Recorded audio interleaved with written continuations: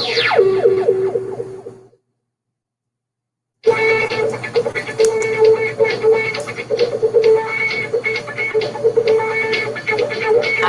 at theirwebsites.com. Intellect 59 at Radio Free America. This is Uncle Sam with music and the truth until dawn. Right now, I got a few words for some of our brothers and sisters in the occupied zone. The chair is against the wall. The chair is against the wall. John has a long mustache. John has a long mustache. It's 12 o'clock, Americans, another day closer to victory. And for all of you out there on or behind the lines, this is your song. And welcome everybody to our Daily Gun Show. Come to you live every weeknight at midnight Eastern, and we talk about guns for an hour. So it is episode number, it doesn't show me on the duck here, so I have to go look all the time. It is episode 117, and I don't really know because I set it up a while ago, but it is Tuesday, and we usually talk about Second Amendment on Tuesday. See who all shows up.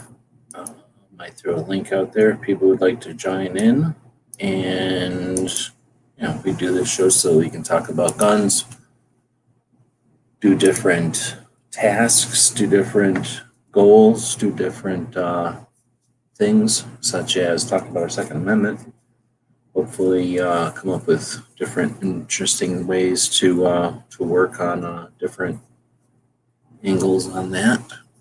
And one of my interests is sharing our history. So I tried to create this calendar over a place called guncalendars.com. And the goal there is to put something on the calendar for every single day that has something to do with guns. And it's already flipped over on me to tomorrow because of whatever the server must be in tomorrow's time zone. So going back to today, for us, it is the 30th of June. It's Tuesday, like I said, so we got a couple of things on the calendar today. Oh, dang, I forgot to put this one in there. So I got a little update. We have a Instagram page for that project, and I have to update that also. So I only put 2 things in today. We got 3 things on the calendar today. First is Browning's pump shotgun was patented. I think we talked a little bit about that yesterday. That's the 1893, and later it would become the 1897 takedown.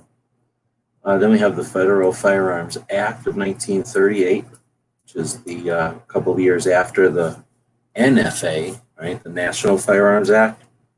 They had to come up with another one for some reason, so they came up with Federal Firearms Act, and that's where we get federal firearms licenses. So FFL comes from the Federal Firearms Act, and that happened today in 1938.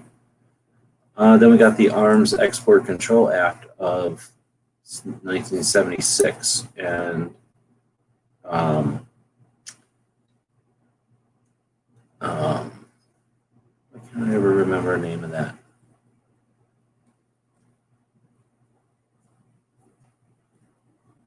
ISA? I guess it's ISA. Anyway, that's where we can't ship anything that would be used against us, I guess, out internationally.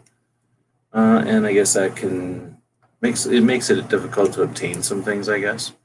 Makes some things really, they can't put them out on the market, or they hesitate to put things out on the market like night vision and stuff, I think, because of that. ITAR. Yeah, that's what.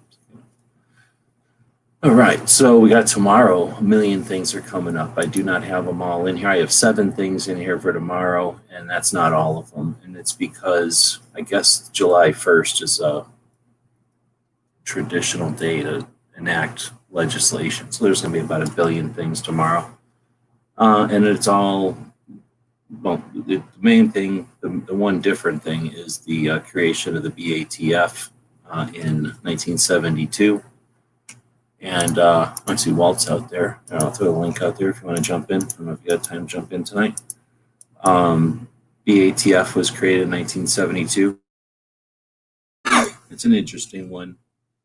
I've looked into that one in the past, but I'd be curious I should write it down sometime, or find if there's a good description of it. But I think the Secret Service, or whatever the first national level law enforcement was, I think they got their roots there. And as the responsibilities grew or were added to that agency, it started to divide. I guess the easiest way to describe it, as bureaucracy and everything got bigger, they kept adding new things. And BATF came from, I forgot all the different precursors to it. Anyway, it became its own entity today. And then that was in 1972. So at some point, they added explosives to it to make it BATFE, right? But anyway, I think putting that kind of stuff on the calendar is interesting. If nothing else, one of the goals of the calendar is just to spark discussion at the gun shop or at the range or gun show if you go to those. And, just something like that is something to talk about. Be great to defund the ATF, right? No. What's going on, man? Not too much. I saw your video today. Was that because somebody had a problem with your other one? What was the word on the other one? What was the name of the other one? It was the consequentialism video, the gun control consequentialism refuted. Was that like somebody literally had a problem with it, I guess, or is it just if someone points out that I'm wrong and I look into it, so like anytime I get that kind of criticism on an argument, basically, I make it a habit to go back and then evaluate what I said, and then I reevaluate what their criticism is, and then at that point, I just kind of make a determination. In that case, it was a Reddit comment that just kind of went off and said, "Hey, you shot off about this on a correlation." They were going in an entirely different direction with their criticism, and I found a different mistake that I made. I was just like, "Oh well." As opposed to addressing his specifics on correlation, causation stuff, I want to address the broader point of just I got off track because I work with a script. In my videos, it's the Word document that you see behind me. So if I'm turned away facing the camera, I have to just kind of memorize whatever I wrote and then paraphrase it in. That's just kind of my format right now. So without a teleprompter, I make mistakes. Sometimes I just ramble on. So if I get something wrong, I go back, I correct it. I leave up my old videos so people can make fun of my mistakes. But I figure it's just, the stand-up thing to do. It's how I like dealing with people is when they're honest and they can admit that they make mistakes. So, I'm not immune. I'm not too worried about it. But I figured I'd put out that correction and add some additional content too. It's just an opportunity to explore more if you get something wrong the way I see it. So it's kind of my thought. I don't know if it was wrong as much as what you assumed that people knew what you meant or something. Yeah, so in that case, my error was that I said the consequences of owning guns were good. And then what I did to demonstrate that, this is where I made the mistake. What I did to demonstrate that was I said, look at this evidence that says guns are not bad. That doesn't answer why they're good. It just answers they're not bad. So just making sure that that distinction is clear. And it might sound really technical, but it technically is a red herring. It's a non sequitur. Just tell me why they're good is different than tell me how they're not associated with bad things. So I wanted to be more direct in answering the question. So some people might see that as just slightly wrong, but I see it as like enough to go back and it's worth correcting to me personally. But I don't know. Like I say, when in the context of they're framing it, they're only looking at the bright side or whatever. Like their ends justify the means, and they're only looking at the good stuff, and they're ignoring all the difficult stuff or the contrary stuff. In that context, I guess, you get yourself, what the hell? I mean, you can be technically precise all the time, and then you're writing paragraphs. You know what I mean? Like at some point, you've got to cut a corner every once in a while so that you got some rounded edges so that it's palatable. And since you're addressing a different conversation over here, to hold somebody up and say, oh, well, it's like you didn't extrapolate enough over here. I mean, that's like I said, that's splitting hairs and almost distracting to the real point. Now I hear what you're saying. If it's like, here I'm saying A and B, and then your B was, A is bad and B is A is bad. Well, then, okay, yeah, that you failed to like put a point out there. But in this case, you're like, here's the main point, and here's just a side thing to it. And yeah, like, I didn't go down and delve into a rabbit hole on the side tangent. I just, kind of left it with a point and kept moving. But anyway, that's why that was my thing, is like, well, it's just weird how you started the video like I made an error. And I was like, well, because, well, the main thing is, let's say someone was skimming over. They're looking at your stuff as a work, a collection, in the future when you've got more than just a few videos. And if they catch that one and you're saying, here's the correction or here's the error I made, I'm just saying it seems like not really, I don't know. It can go both ways, right? And I'm kind of counting on that. So there's one type of person I think out there, and this is the more, I think this is the type of audience member I'm not quite looking for. So they're kind of outside my niche, and that would be the person that looks at an argument and goes, oh well, or they look at the video, they go, this guy made a mistake, so everything he says is wrong, so I'm going to ignore him and I don't need to listen to him anymore. That guy, cool, see ya, bye, I don't want you on my channel.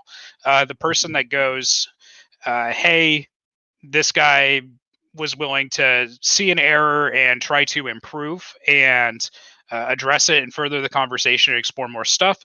I actually really appreciate that. I feel like I can disagree with this guy and he'll listen to me. That's more what I'm shooting for. So that type of audience member that wants to have a dialogue, that's who I'm interested in talking with. That's who my videos are for. Yeah, so. I guess so. But different strokes, right? Different strokes. Sometimes the PR move could be to play the error, and it could be to just let it ride out. And hey, sometimes that's what you got to do. That's the that's the Shannon Watts Mothers Demand Action strategy. Play out the error, just write it out. Correct it next time, but maybe don't tell everybody that you got something wrong when you did. I'd rather demonstrate integrity. It might make some short-term losses, but I think long-term, just practicing that intellectual integrity matters a lot to me. It's a personal value of mine. That's why I'll be nitpicky. I just started school again today to finish out that philosophy bachelor's, and that's the type of nitpicking that we would do in class. If I want to engage someone in good faith, I will pick apart the difference between an or and an and in a sentence. I'll talk about scenarios where the difference between if and only if versus an if statement. There's a bunch of fun philosophy stuff out there and logical operators, all that jazz that we'll explore, we'll get really into. That's my cup of tea. That's that's what I'm here to do. So I get to be a little different. I'm cool with that. Yeah, I'm not saying there's a right or a wrong. There's no equation and there's no recipe, especially if you're not, trying to build a thing. I'm just saying you got to realize that everything you add to a collective pile is a brick in a wall. And when somebody comes along later, it's not necessarily that someone, whatever the two sides you gave there, but somebody that just sees something like that and goes, oh, these things are going to constantly be, this isn't going to be like, here's a video that's cut and dry. It's going to be like potentially going to be a series. And it's just, again, it's not right or wrong. It's just, I don't know, if you're making a billboard, or if you're making a comic book, or if you're making a novel, or if you're making a newspaper article, nothing's right or wrong. It's just, it was just my perception of it was like, and again, I'm looking at it, I guess I am always going to be coming from it from a viewpoint of somebody who makes a shit ton of videos, and I'm used to dealing with people who are making their videos for entertainment or informational, all kinds of different goals and purposes, right? Yeah. In different directions. So whenever I first saw it, I was like, oh man, what a way to start the video. Because right away I was like, what the fuck did he do wrong in the last video? Like, what if I didn't see the last video? So that's all I'm saying. It's like having a billboard that is different, and you're like, oh, that's different. Who knows what the goal or what the objective of the billboard is, because that's the real thing, right? Yeah, and it might be the thing. It might be the thing where someone goes, hey, I didn't see that last video. What mistake did he make? Can I catch it? Right. And so, maybe someone goes back and sees that video to see what I was saying in that context and that's where he went wrong. Okay, that's what he wanted to improve. That's where he thought he could have done better.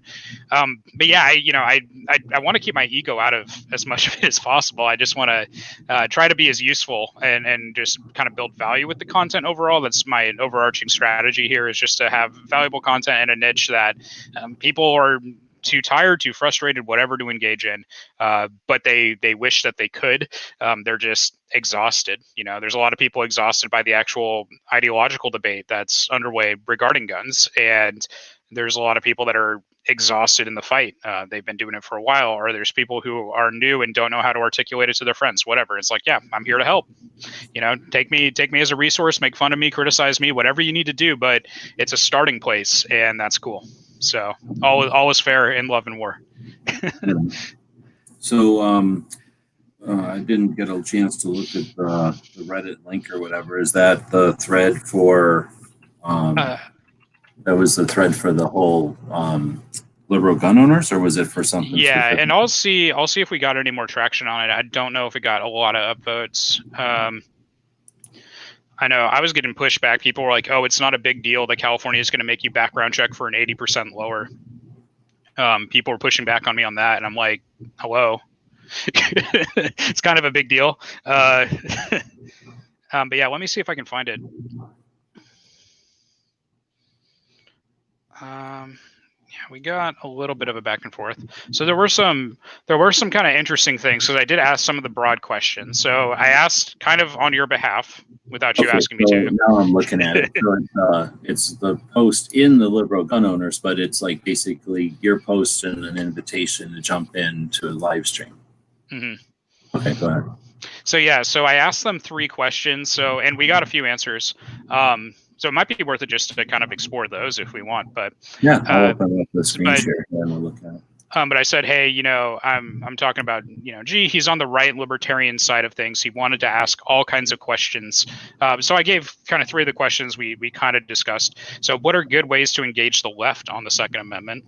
Why do the left/Democrats tend to vote for anti-gun politicians, right? So just given that they value the Second Amendment, why are they so quick seemingly to abandon it? And then the third question, how can we unite productively for Second Amendment rights? So there's a couple really good answers in here that I thought were noteworthy, at least. All right. So as I scroll down on here, I'm looking at what, the most recent or the most popular? Or? Yeah. So you can sort them. Yeah, you can sort by best. You can sort by new, top, whatever. So you just want to go through them. So somebody, or should I go through them first ones first, or? Yeah, and you should probably open up that thread actually if you can. See if you can like click on it and make it like different threads. Then these are different things. Yeah, those are all different. Yeah, those are all basically like different posts, okay, so right? Those aren't answers to so this. Yeah, view entire discussion. Yeah. Okay, and so then, now we're just in that thread down to here. So this was the first one. That was one of them. I don't think that was the first comment. I would say So yeah, I'd say so right below there, boom. Then Sea Snow starts. So how you have it sorted is fine. So Sim Snow starts there. So he can't participate, but he says his answer, what the first one here is kind of depends. Well, the first one was what are the good ways to engage the left? He goes, kind of depends. I don't know how much variance there is among conservatives about guns, but on the left, gun control is a topic that could mean full-on confiscation and banning to full-on endorsement of being armed because it's clear the police don't have your back. I think that if you're talking to someone who wants more control in place, you don't have to go full tinfoil hat to ask them to look at the U.S. and decide for themselves if giving up the right to be armed is a great idea. I'm kind of, and I got to say, like, in response to that, I'm not really opposed to his answer there. Like, I think he's giving a pretty accurate take, right? Because you do have Democrats and you do have leftists who are anti-gun or who want, like very high levels of gun control if we're going to have guns at all, and that's their honest ideological position, right? There's a lot of people who would say, "Oh, I fully support the Second Amendment," that don't actually, right? That like you and I would know through interacting with these people, you're either you're a FUD or you're a non-gunner. You're saying you support the Second Amendment, but right, and we would look at that type of stuff here. I think the self-assessment is fairly honest, and I think that it's that the section you have highlighted is pretty telling, right? They go, hey, look, we're waking up to, if you look at America right now, it's not going the way that we feel comfortable with. So it might be good for us to have something prepared. It's like, yeah, no way, right? No shit. If you think Trump is literally Hitler, it's probably not a good idea to let him take your guns, right? So they're starting to catch on to that. That's making progress as an argument. And I remember years ago getting laughed at for people saying that to me, or for me saying that to people rather, where I'd say, "Hey, you think Trump is literally Hitler, but you think you should have the guns? Like, how does that make sense?" And they would laugh me out of the room, or they'd call me an idiot or whatever. And now they're like, "Oh, that's such a novel argument. That's such a great argument." It's like, okay, let the times sometimes will make an argument for you. Just got to let it sit for a while, let it stew, and they'll make the argument for you. Okay, so we'll keep going. I found that a lot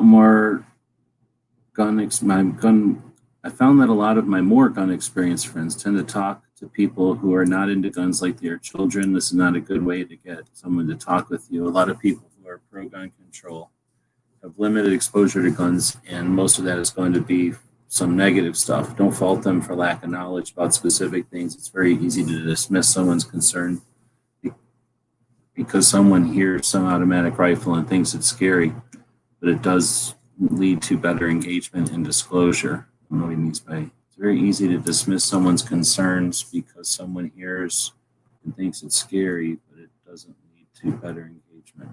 So I'm not sure. I guess we're not supposed to scorn them for being scared of the word.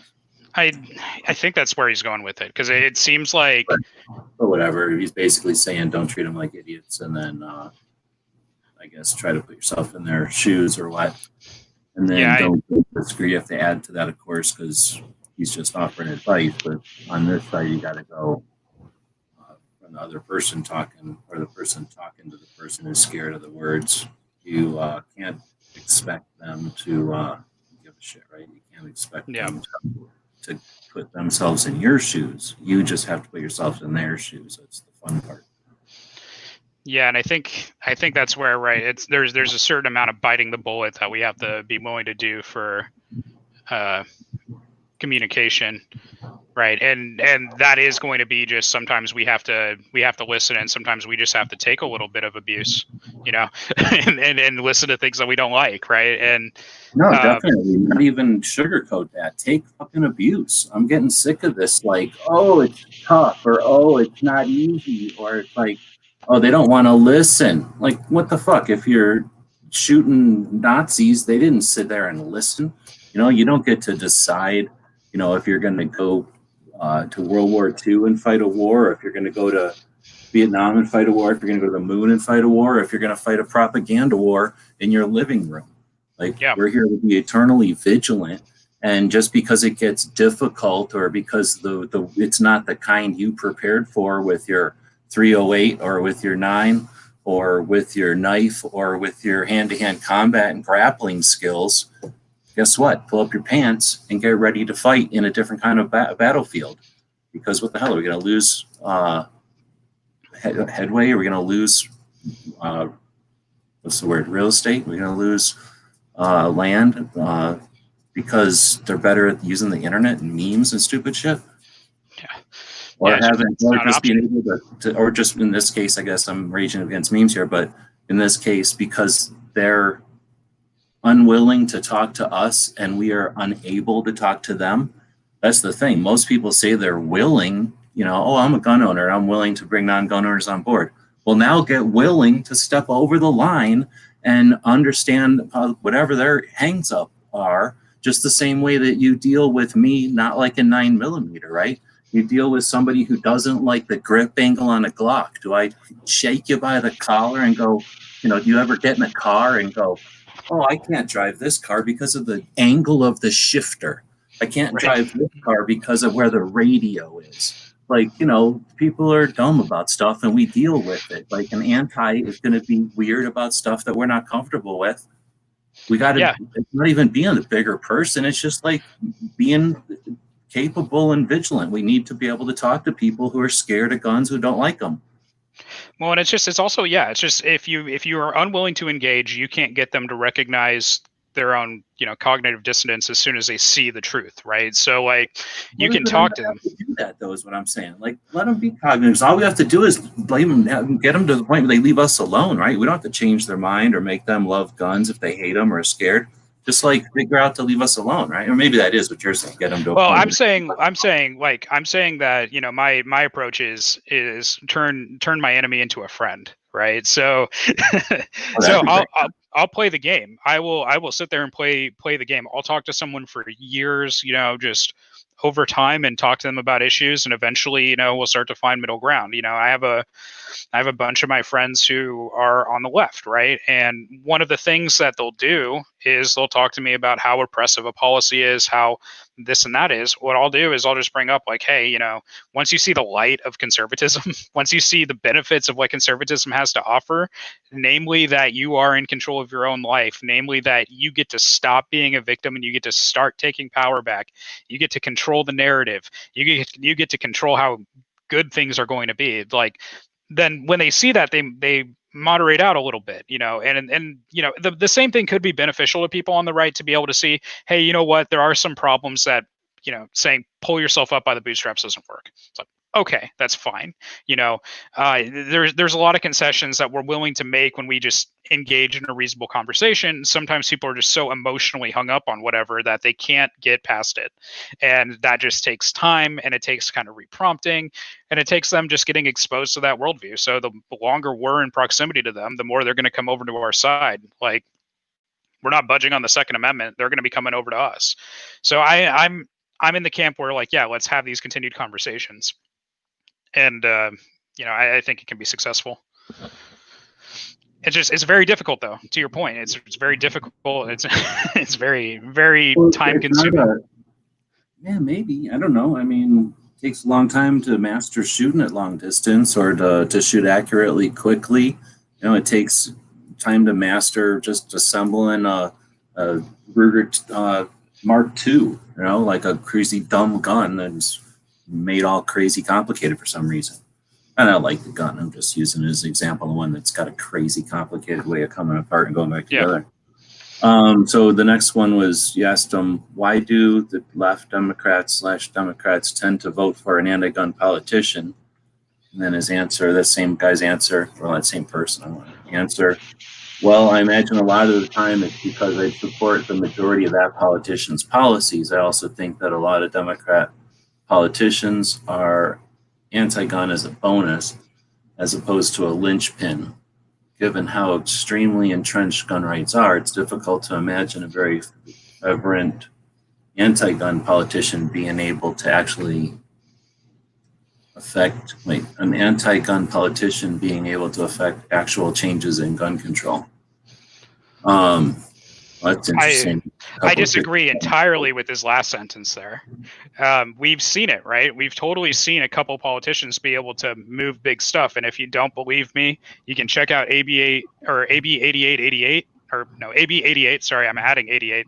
I'm thinking of Eric, Iraq veteran 8888. AB 88 in California. We had a bit of a method to get legitimate, solid AR-15s without all the stupid pistol grip and feature limitations, right? And that was through the other firearm category. So if we take off the buttstock and we design the AR-15 to be gripped with two hands, it's not a pistol, it's not a rifle, it's an other, basically.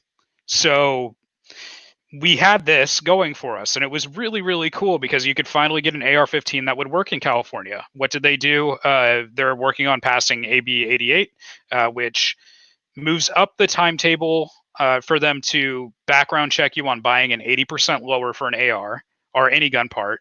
They may wind up broadening out, and I'm not a lawyer, so they may wind up broadening out what an essential or a fundamental or whatever a gun part is. So basically, what is required to build a gun does that include a barrel? Do you have to get a background check when you buy a barrel? You can only buy them through basically approved dealers after that happens. And then they also wanted to label others as assault weapons, and basically de facto they're going to ban them. So force you into fixed mag, force you into featureless, all the stupid California laws. I hate it. But yeah, that's a couple politicians passing it at. I watched it when it happened on the live stream from the Senate, and they approved changes to the language at like 11:30, 12 at night the other night, and that's how they play. That's their game.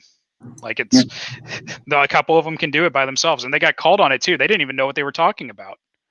Like the politician proposing it said, "Oh, I don't know why the Franklin Armory Title I is dangerous or why it needs to be restricted, but I can assure you it needs to be restricted. Can I get back to you with that?" And then uh, Jim Nielsen, I think, yeah, Jim Nielsen, he's the senator from my county. He said, "You're trying to pass this, and you don't know." You want us to vote on this in a budget bill? You're doing policy in a budget bill, and you don't even know why you're introducing the policy. He's like, are you crazy? And they still wound up getting it through committee that night, and then they voted on it, I think, the next day, and it got approved, and then they got to kick it back. But just point being, right? Yeah, a couple politicians doing some dumb stuff can get something through. So I disagree with this guy there. I can't disagree with them, and yeah, I mean, I guess that's an exact, but or an exact example, but the idea that you've got any number, and on the, well, we don't have a party that's pro-gun. We have the Republicans that say they are, and then are random. Like sometimes they vote pro-gun, sometimes they don't. And then you got people on the Democrat side that are either indifferent or fever, whatever the word is, like anti to the extreme. And that's the problem, is when you've got an indifferent constituents to that, then they're going to vote somebody in because they're the D. And when you're voting for all these other things because the D, has a circle, around all these different points that are so important to you, that, then what's the deal? You're just hiring the same, or you're voting the same person in, term after term. And they don't get, any real competition, and it gets entrenched and all that. So yeah, I think you've got the people that are anti, that are looking for legacy, and you got people that are anti that use this as some sort of a weird leverage, because they know that it's I've always used the analogy of the punching bag. They know that there's this Second Amendment punching bag that they can come up and lay as much power into it as they want. They can punch it as hard as they want, and it's completely predictable. It's going to go certain far this way, like a fulcrum, and come certain far back this way. It's never going to affect them. It's never going to come back with enough force to actually have any consequence to them at all, except that they get to go pound their chest, figuratively and literally, and say, I'm fighting against blah, blah, blah, right? Fill in the blank, but it's 2A, I'm fighting against 2A. So yeah, it's horrible. You let these people in there, and they're going to constantly do that. And then whenever the guard is down, whenever people aren't vigilant, or in this case, when they're able to kind of slip it in, or, I mean, there's examples we could have examples all night of like situations where there was some stupid compromise, or, they leveraged it in or snuck it in. There's just a million of them. And that's the problem, is when they ignore that. Well, it's just being a lazy citizen, I guess, right? But you can't, there's no law that says you got to be an active citizen or nothing. So yeah, it's a tough one. It's interesting to get insight like that, but it's frustrating insight. It's like somebody saying, well, that's the way it is. So, and that's their answer. Like, okay, well, you can't make a wet sock hold up any kind of weight, right? It's just going to flop there. It's just going to be a wet sock. Yeah. So let's hit question number 3 here. So how can we unite productively for Second Amendment rights? So let's see what he had to say. Stop being assholes. It's way too easy to think that people like shooting or want to have guns for self-defense or whatever are too paranoid or fanatical to engage with.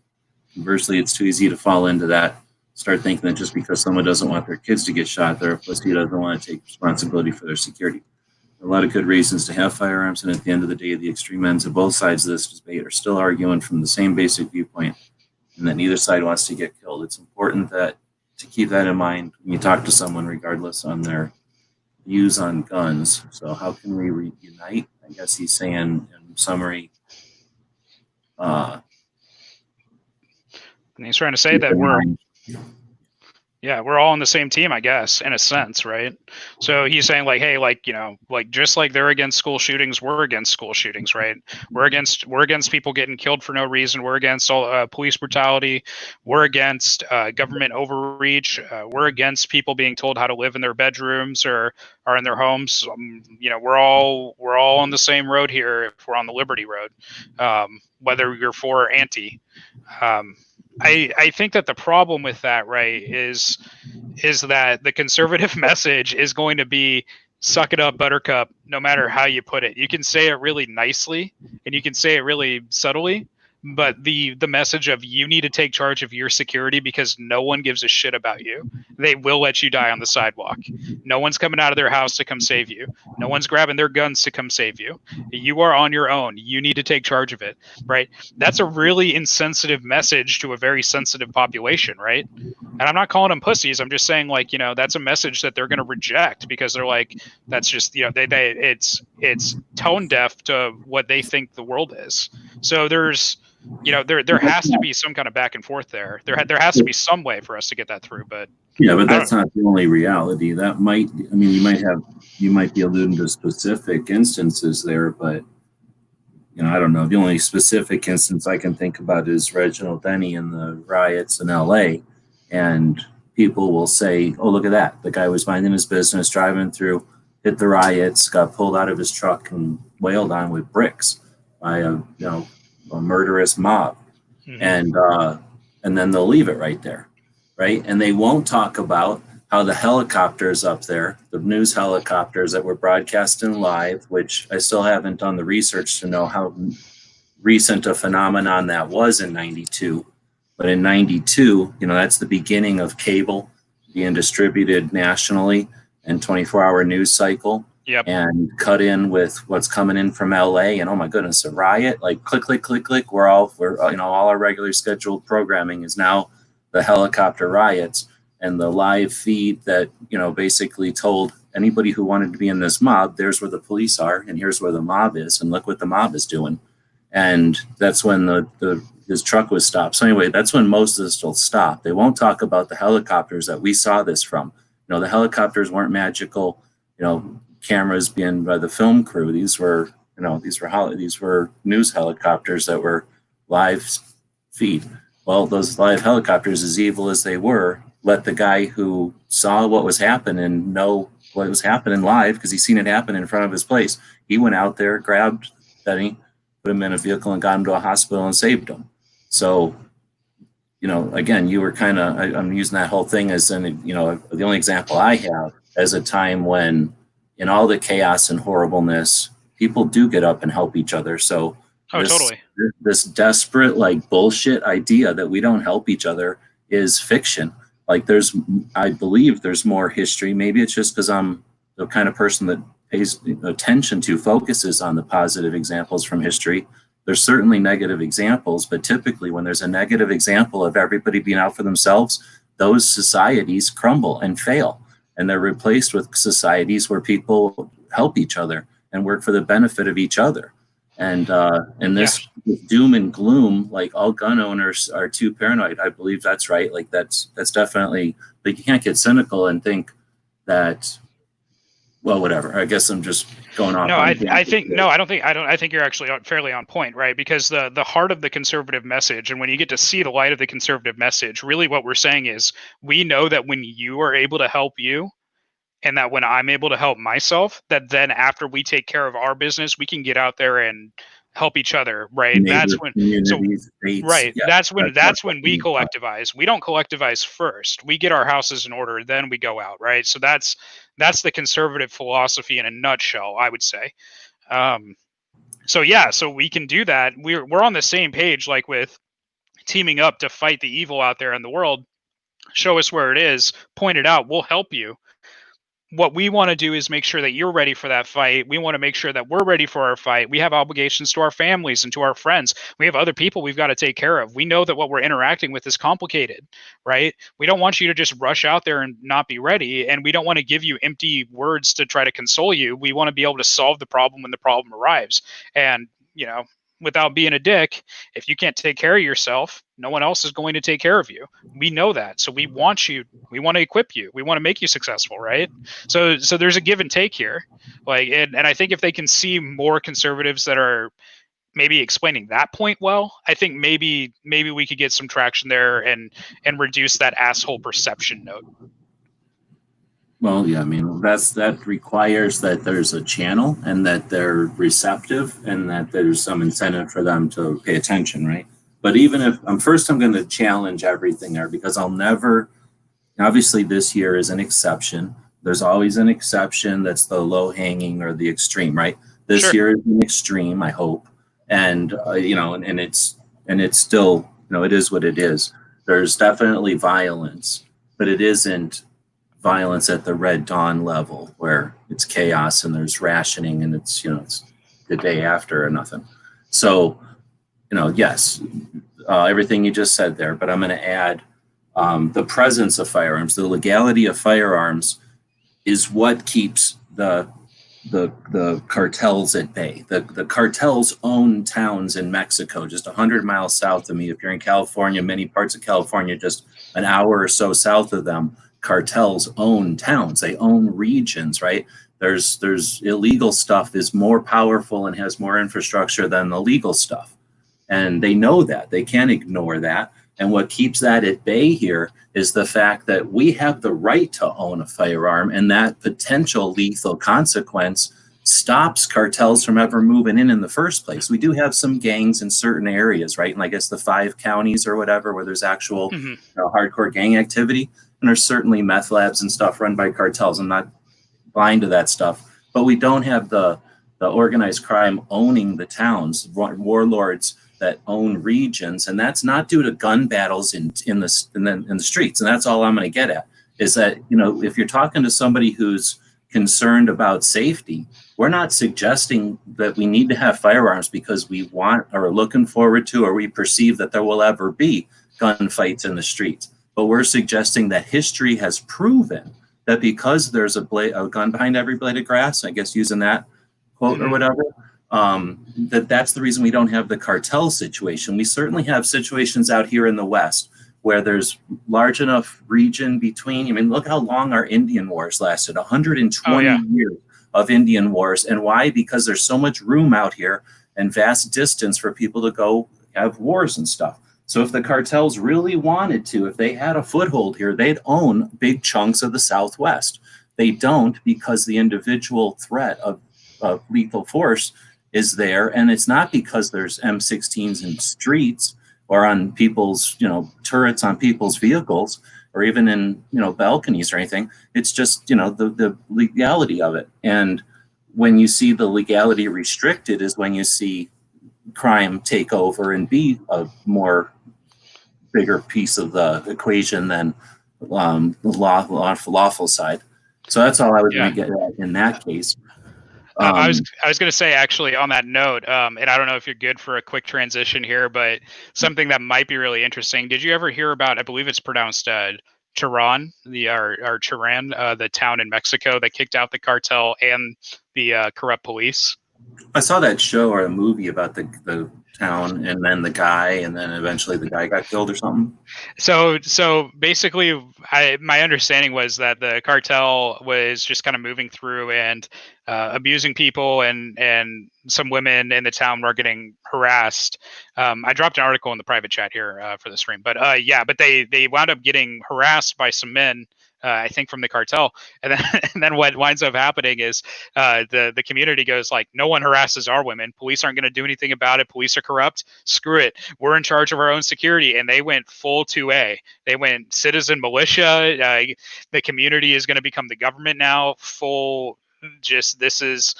We are the local government now. We, the people, the elders, and the citizen guards. Actually, notably, their citizen guards, their police force, basically, is, if I recall correctly, it's actually elected by the people. So in order to be a police officer, basically, for this community, you'd have to get elected by your town to do the task. And I just thought that was really interesting.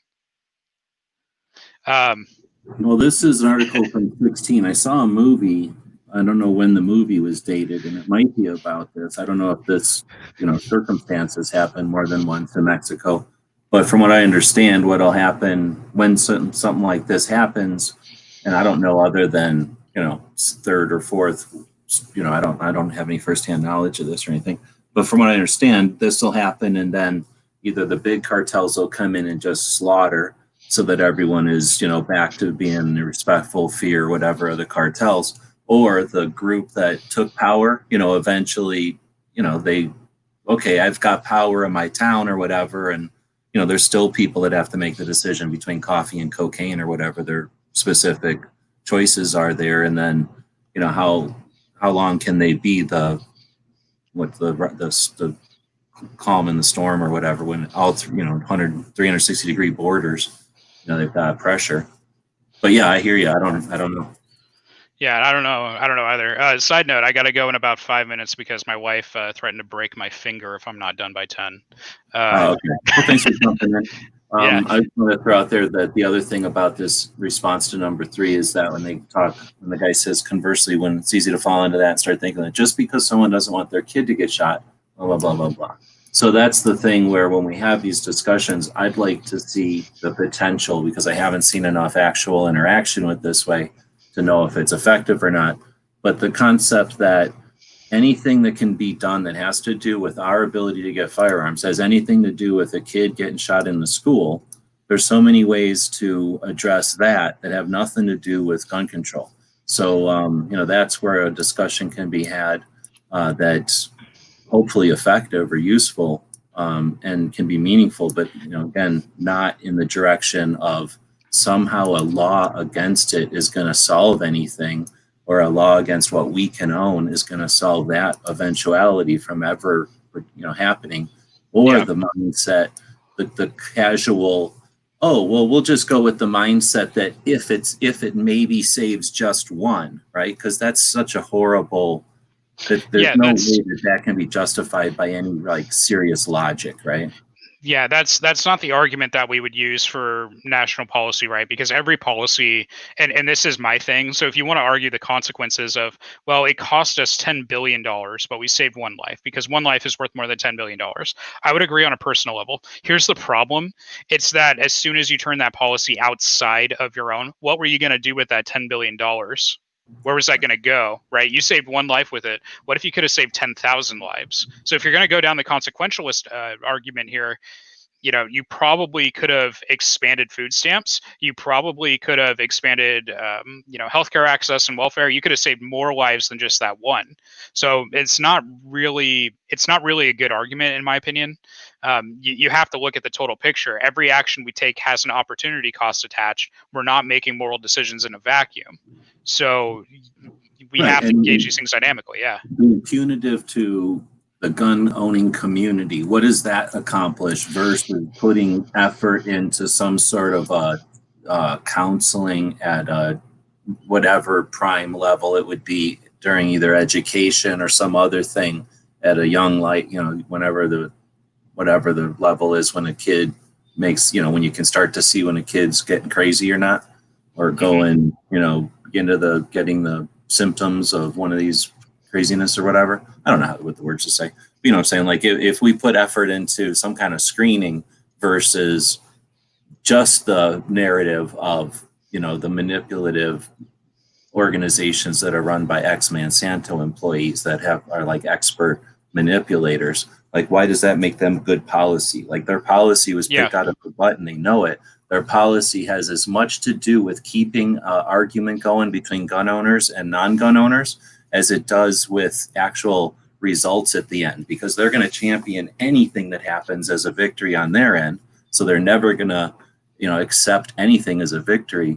Why would we accept any of their narratives? So that's what I see as the answer to this one is like, yeah. And actually, if I could, do you mind if I jack the screen share for like 2 minutes here?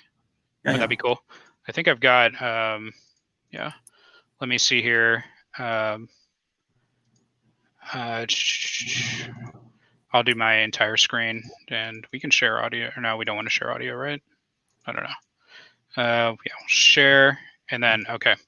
So it should be able to see a report here. This is coming from Fight Crime, Invest in Kids, Council for a Strong America. So this is just something that an organization out in Ohio did, right?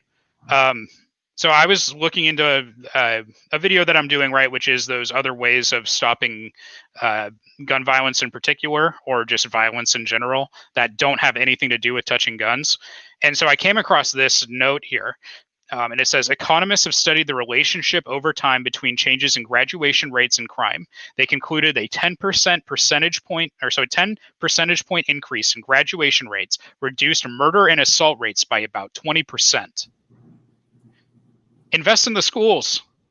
Why are you taking the guns away? It has nothing to do with the problem. Invest in the schools. 20% drop in murder and assault rates. Invest in the dang schools.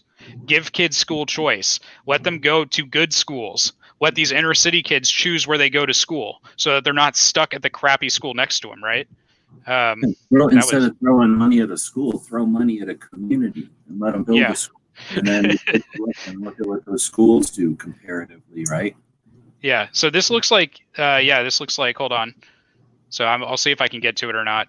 Okay. It might not. Okay. It might take a little more searching than what I did. But yeah, so there you go. I'll see if I can find the study where they actually pulled that quote, but that came from peer-reviewed work. So it looks like, so it's like the academics are in, okay. We know that if we improve the general welfare of the people, if we make people not want to kill each other, they're not going to kill each other. And if we do things to address why they kill each other, then they stop killing each other. It's like magic, right? You know, if life is so good that you don't want to die, suicide suddenly is not a problem. Like, imagine that. There's a dude called Kevin Dixie, KD. He's in Atlanta now, and he has a project called Aiming for the Truth, and that's sort of a life coach slash counseling, I guess, coaching. But whatever, it's the same concept. He calls it life equity or whatever. But yeah, once you've got something to lose, once you care about it, once you got investment in this and what's going on, then yeah, you're not only not doing the bad crap, but you're another advocate of the good stuff. Yeah. Yeah. And I was gonna say before I take off here, just because I got to. I was able to talk with holdmyguns.org. I followed up on that. I would wonder if I mean, you're down to talk to pretty much anyone. I would wonder if we could maybe bring in their founder over here sometime, and I can see if she's interested. She sent me a whole bunch of stuff. I got to talk to her for about an hour on the phone. We had a great conversation. I'm kind of all about it right now, so I'm trying to spread the word on that organization more. So I'm going to talk to some of my local gun stores, my local FFL and all that about them. But I figured I'd ask you if there's someone you'd love to have on. I'm not going to say love, but yeah, I'm definitely willing. My thing is I don't like to facilitate the system. I'd rather challenge the system and use the valid points that they've got to remove the 4473s or the necessity for it. Background checks are evil. They're vindictive and they're abused by the bureaucracy and they're ineffective. So we need to get rid of them. And I have the same problems with the concept there as they just do with like a lot of the stuff American Suppressor Association seems to do. Like, I'm down with the organizations. I mean, you got to have them. We got to have efforts on multiple parts, but that's how I'm just going to qualify with that. But yeah, I'm definitely down for talking. Yeah, I get that. Like, hold on. Like, let me grab something real quick. I'll be right back. If you can listen, or if you're hearing while you're doing that. I can. You know who Stephen Holbrook is? I think the lawyer, the writer, I think. And anyway, I just figured out that he's on Instagram. So would you be interested in trying to get like him or John Lauder people together and nerd chat about 2A stuff? I would love to. I'd be delighted to have any conversations. I was going to say, I liken a lot of these organizations to this grip right here. So this is my Sparrow Dynamics featureless grip. Thanks, California. Because I'm not allowed to get my thumb lower. So if I could grip it like that, right? If I could grip the AR-15 in a normal way, that wouldn't be okay because that would be a pistol grip. But if I grip it like so, this is okay. And well, Like this if is you're shotgun or something. Or yeah. like So basically, yeah. So it gives you kind of a different like presentation, right? So this is okay. Um, you know, I don't like this grip, but I like it a hell of a lot better than a lot of the other crap that's out there. You know, this is necessary for my state if I ever want to be able to shoot the firearm at a public range and Right. not get in trouble, right? So I'll play ball at the very least in that context, right? But I don't like it. It's better, but you know, it's like I like that they're helping me, but I don't like that the problem is there, right? Yeah, it's like spelling. Like, yeah, Yeah. you gotta learn it because we can't always use the speech to text. Totally. But yeah, on that note, yeah, if you can get people together, you got my email, man. You got my number. Hit me up. I'd love to. And then, yeah, I'll let you guys go tonight because my wife's Yeah, going to murder me. All right. Take it easy, guys. That's it. Let's see, barbecue jumped in there. So there's been a couple of people jumping in or hanging out tonight, I guess. Had some How's it weirdo going, G? going all right. Had some weirdo in here before, so we got rid of them. And then John Brown Productions out there. Erstwhile was first one here, and then Ozzy's been out there. So yeah, Walt had posted this. Real quick there. He posted us. I guess you call it a thread on Reddit. I'm still trying to figure out. I don't like Reddit's navigation, but posted this thread saying, you know, that we do this show and that if people wanted to jump on, here's some stuff to talk about. And we just went through and looked at one of the answers there. It looks like there's two answers, so we only got one more to do. Maybe we'll do that in another show when he jumps on again. But that's in the liberal gun owners. I guess I'll screen share again. In the liberal gun owners place, I don't know what to call it, on Reddit.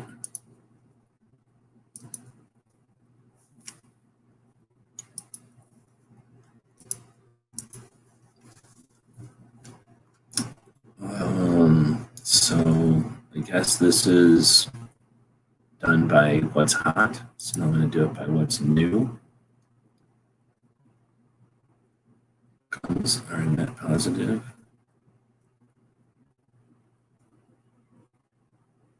I think that might be Walt. I don't know. No, this is Walt's video. So I guess it's sort of like a Discord, except it's on the outside where you can actually see it. Other people can read it. But this is basically what Discord is like, kind of. You can post pictures or links or just type stuff in there. I don't know if Discord doesn't really give you a title. So this gives you a title, and then I guess each of these boxes has sub comments. So this looks just like some weird Facebook. What do they call those now? Groups or pages or something? Just a bunch of random gun stuff. So unlike a forum where all this stuff would be in its own thread, it's just all, I'm searching, I guess, by time, by when it was posted.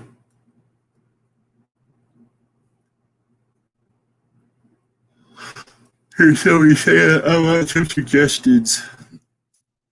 Gun tubers that are,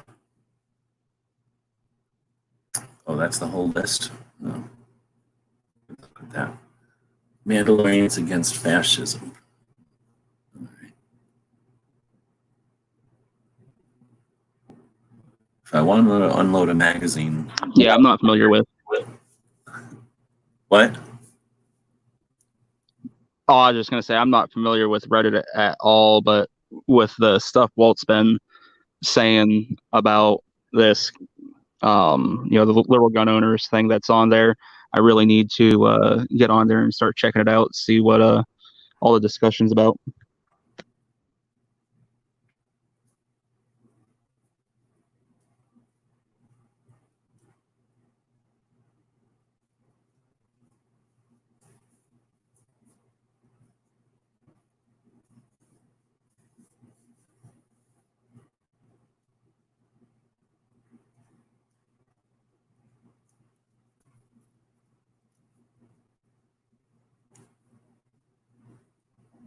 How do you open it? I guess you click on it. Okay. Did you say you did go around, or you're gonna go around and look at it? No, I still need to. I've heard of Reddit here and there. I've never paid attention to it. Like, I don't even have an idea how old it is, like how long it's been around or anything. It's never been me. It's just that it's never. Yeah, it's big, so I can't say that it's not popular. It's definitely big, but it's not popular in the respect that like people's whole family is using it. It's just like a certain amount of people are using it. It's just that there's a lot of those people, and it's older than Facebook, I think. Let's find out. Oh wow, I didn't realize that. Although I feel like I'm one of those people that finds out about a lot of these things like Facebook and whatnot kind of late compared to everybody else. I remember finding out about Facebook. I think it was my senior year of high school, and I think it had been around a year or two already before that. I was just like, oh, I had no idea, that it even existed. What the hell? Just went straight to Facebook. Just went straight to Facebook's Governance of America. That's weird. But I always love getting an inside view of the opposite side of the aisle, especially when they are pro-gun or even anti-gun. I always like I said, getting that view of what is going through their minds and try and educate myself more.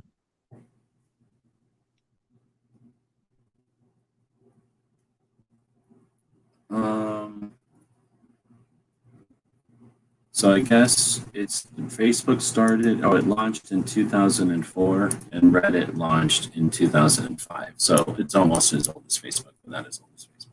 But it's Facebook wasn't immediately huge either. Like it took a minute for Facebook to ramp up. So anyway, Reddit is sort of like a different. It's not a forum because did you ever use forums? Only when I was looking stuff up. That so you go to a forum, usually you get like a main page and there's all these topics, and when you click on one, you're basically heading out to a thread, and then that thread or something might have subtopics or sub forums or something. But if you're in a forum about rifles and then you go to a subtopic about Winchesters and then a subtopic about lever actions or something, like that kind of thing, and then you'll see all those kind of articles together. Reddit is different. Reddit is like, we're going to talk about guns over here, or we're going to talk about dogs over here, or we're going to talk about restaurants, or we're going to talk about why somebody's a jerk over here, or we're going to talk about pop. They don't really do it like a forum where there's areas. It's more like somebody builds a section, and that way it's much more like Discord. Discord, you join it and you're basically on your own. There's nothing to do there. It's like you're in a big bunch of hallways. It's like you're in a big storage place, except you don't have a key to nothing. There's just a bunch of doors and hallways. So it's like you're behind everything in the Matrix or whatever. So the event you can create, they'll give you any room you want. So in Discord, you're in this like hallway by yourself. They say, hey, you just say, hey, I want a room. And they go, okay. And then you got a room with a key.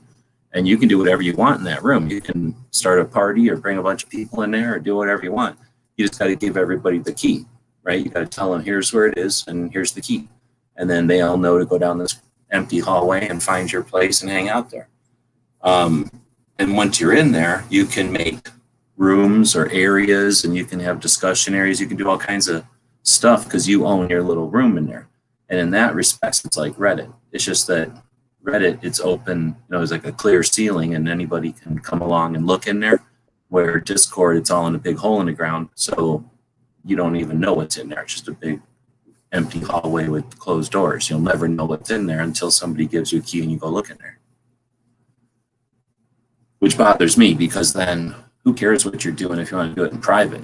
Who cares? But if you're trying to do something effective, if you're trying to get the word out, then doing anything in Discord is dumb because it's just sitting there hidden. You have to bring somebody in to look at it. It's like a hidden museum that you have to have a special invite, a special knock to even know it's there. But with Reddit, anything that happens is out there for the whole world to see. So you're at least whatever you're putting online, all that time you're spending putting online is going to is adding to the collective. It's adding to a collective amount of info out there. Potentially somebody could read it who doesn't know who you are. Like they can just stumble across it. It could be brought to them because they searched for something in it. It's not. So it's kind of like a big message board where people are just specializing on a topic. Well, that's the thing, and that's how it's built. But then how it's used is really different, I think, too. And I don't know how it's used very well because every time I go there, I seem to offend somebody or piss somebody off, or I find some place where there's nobody there. Like I don't know how it works as far as like where the popular shit is or how to get into a discussion the right way. Like there's procedures over there and stuff, and I don't hang out there. I don't spend time there to learn it. So I only know how it's constructed and kind of structured or organized or however that is. Like I haven't really, I don't know. I keep getting it confused with the other one that's anonymous too. I guess this one is not anonymous. So it's just a matter of, getting familiar with a whole bunch of new people. But something like this, I mean, this is obviously, what do you want to say, like controversial because it's happening right now. And everybody's got an opinion on these two. But at 492 comments, I mean, that's like going to a giant YouTuber's political video and reading comments. Like, if that floats your boat, that's great. But I'm not looking for that necessarily. If you want, I'd rather have an actual discussion about like what we just did with Walt there. Like, how can we have, when it's not crazy time, and right now there's no way, it's great that gun owners are coming on board, but this isn't the time to, sit down with an anti and try to have a discussion with them. You know what I mean? This is the time to ride out the craziness and get ready, like anticipate, because we know this cycle, right? Maybe not to this extreme, but we know this cycle happens. And when everybody comes up for air at the end, then there's an opportunity to do something. We can either, wait and just watch the opportunity come and go, or maybe try to figure something out, So I'd rather have a conversation with Walt about that kind of stuff than watch 542 comments or 96 comments on Mississippi's flag. But I guess, but if, there's people that like that, obviously. And this is a way to do it where you're reading it instead of having to watch a video or something. So, I mean, obviously it's a huge platform. I get the appeal of it. It's just not my thing. If I had like a job or if I was on a train, maybe like this would be perfect for like if you're on a train for 2 hours or an hour each day, an hour each way each day, and you can just thumb through here and, oh, here's something.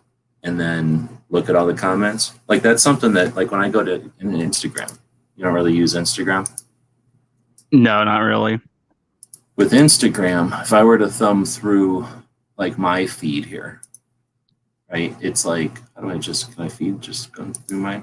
It's like I'll put up something like this that's history or whatever, just a picture, information about the patch thing, another picture, some patches, picture, history thing, picture, right? So, everybody's got their own interest or style or way they do it, and basically I just sort of got my way of how I stick stuff up there or whatever. But I'm not putting stuff up there necessarily to harvest comments, right? Like I'm not going to put a picture of them people up there, or I would put that picture as a picture or whatever, maybe ask a question, which would you like better or something, right? But something, I don't know, I'm trying to pick one like this thing, whereas this is obviously intended to harvest some comments, to get people chatting about something. There's don't bother with that on this thing. So anyway, when I look at Instagram, because that's the way I post, when I go look at the feed, I guess if I have to click over here to look at other people's stuff, Now, Battle Comp is an exception to the rule because they usually always post something interesting, right? But something like this, I've seen this one going around today or a couple of days, right? And I thought this was pretty good. This is that picture from back in Nazi Germany where this guy's like, fuck you, I ain't putting on my hand, I'll Hitler, nobody, right? And he probably could have got in trouble for that. Well, I'm sure he could have got in trouble for that, but he was like, fuck you. And then this chick is saying, I'm not dropping to a knee, right? And I thought, that's neat. But I'm not going to sit here on somebody's, because I've seen this on other people's thing. And these guys are cool. They're out of Phoenix, but they're not the biggest channel on the Instagram or nothing. But if they were, and they had 700 comments, I'm not on Instagram to read those comments. I'm just going on Instagram to do this, right? Like this one was pretty fun.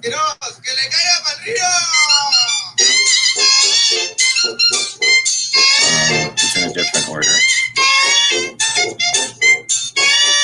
I thought that part was funny. The other parts were weird. But that part was funny where somebody wrote virus on a Corona truck. I had to watch that. I've seen it and I was like, why is that funny? And then I watched it again and I didn't see the virus the first time. And I was like, oh, that kind of shit's funny. So I'll watch that. Angelina's over there. She probably, is this a video of her cutting? No. So she'll do, something like that I'll look at. Something like this. This guy keeps going over to freaking Russia and seeing all kinds of neat modern day stuff, right? That's what I'm on Instagram for. So, I don't use Instagram to, I don't know, I'm trying to find something that's like controversial. Like let's say this was, again, a post with like 700 comments. I'm very rarely going to start reading comments. I don't go on Instagram to read, right? So that's what this seems like, more of an opportunity to go on here to read, because I'm looking and it's not heavy pictures or nothing. There's some pictures, but it's not like a picture sharing area or nothing. There's some people sharing pictures, but not enough that I would be checking this out every day or anything. And then when they are, like, I guess that's okay. That's a picture of a shotgun or something, but some of this stuff, brand new clean guns sitting on somebody's bedspread. That's kind of pretty good indication that, like, hey, I've never had guns before and this is my first time showing my guns off or whatever. So those conversations are going to be like, have we shot it yet? And, all the basic conversations and stuff. Yep. Which is fine. You have them, but like, not everybody's going to have that conversation over and over and over and over again. But this conversation is probably going to be a little bit different because, obviously he's got a bunch of weird shit. So people can start asking him questions about the different things, or her about her different things. And then, why put this where, that kind of thing.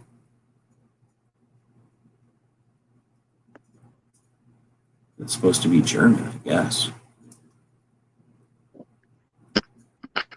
How many German underfolders there were? Unless that's supposed to be Russian. I guess it could be Russian.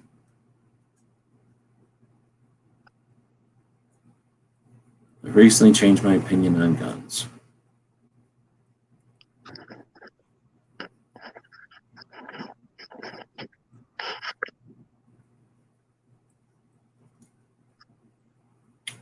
What the hell is this flag?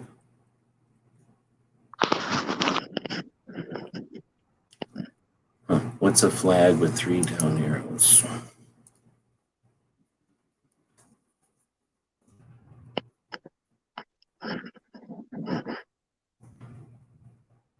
Is it familiar, but I'm not remembering what the heck it's for.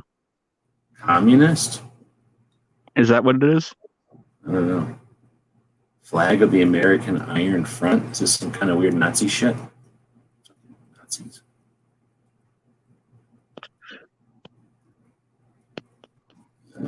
Looks like Nazi shit or something.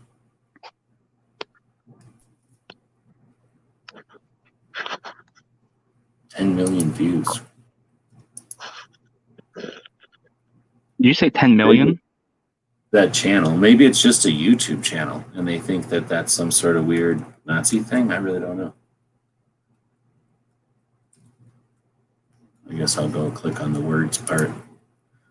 What do the Antifa symbols mean? 3 arrows, Wikipedia. Oh, here we go. Wikipedia tells us. It's a social democratic, what the fuck is that? A social democracy is a political, social, and economic philosophy within socialism that supports political and economic democracy. As a policy regime, it is described by academics as advocating academic and social interventions to promote social justice within the framework of a liberal. What the fuck? Those are all words, and I've heard them before, but it's like following an intestine through the guts of a frog. What the fuck is that trying to tell me?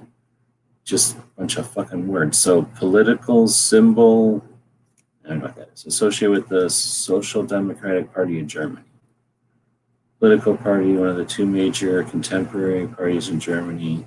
So does that make it Nazi? It was used in the late Weimar, first, blah, blah. No, it's all about being a social democrat. You know what a social democrat is?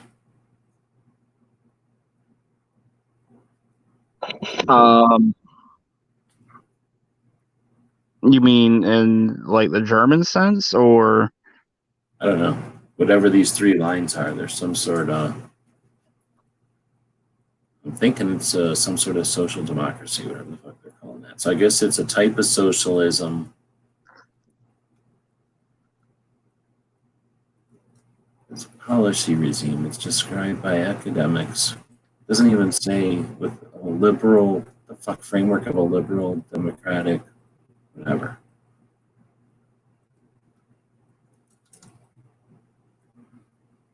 So I guess it's just saying that they're socialists, but they vote the socialists in. Is that what they're saying? So it's just a weird socialist thing. So that's weird. Yeah, it'd be a little bit more helpful if they put it in just plain English. Because I wasn't sure to take it as it's a democratic socialist party, or they're just saying it's a socialist party, like you said, that voting in socialists through democracy, or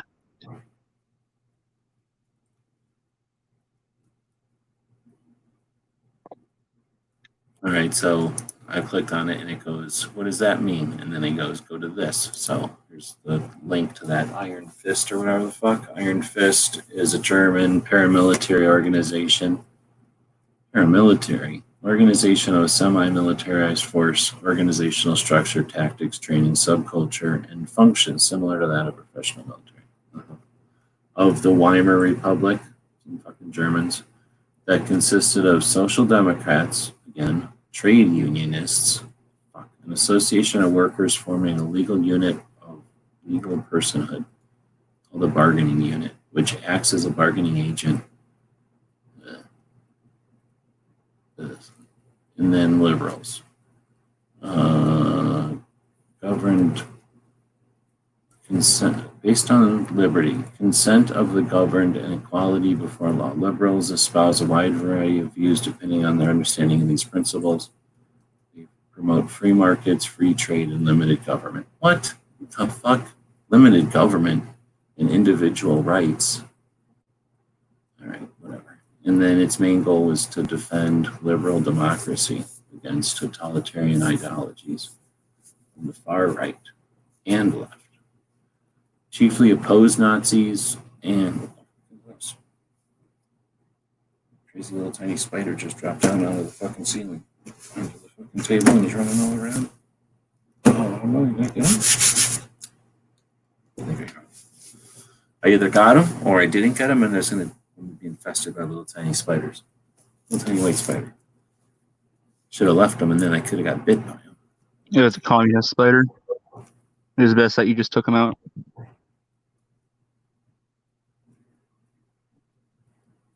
Yuck. Anyway, so I'm all about understanding people's position, but I'm done. Once it gets to socialism, I don't need to hear every fucking fascism.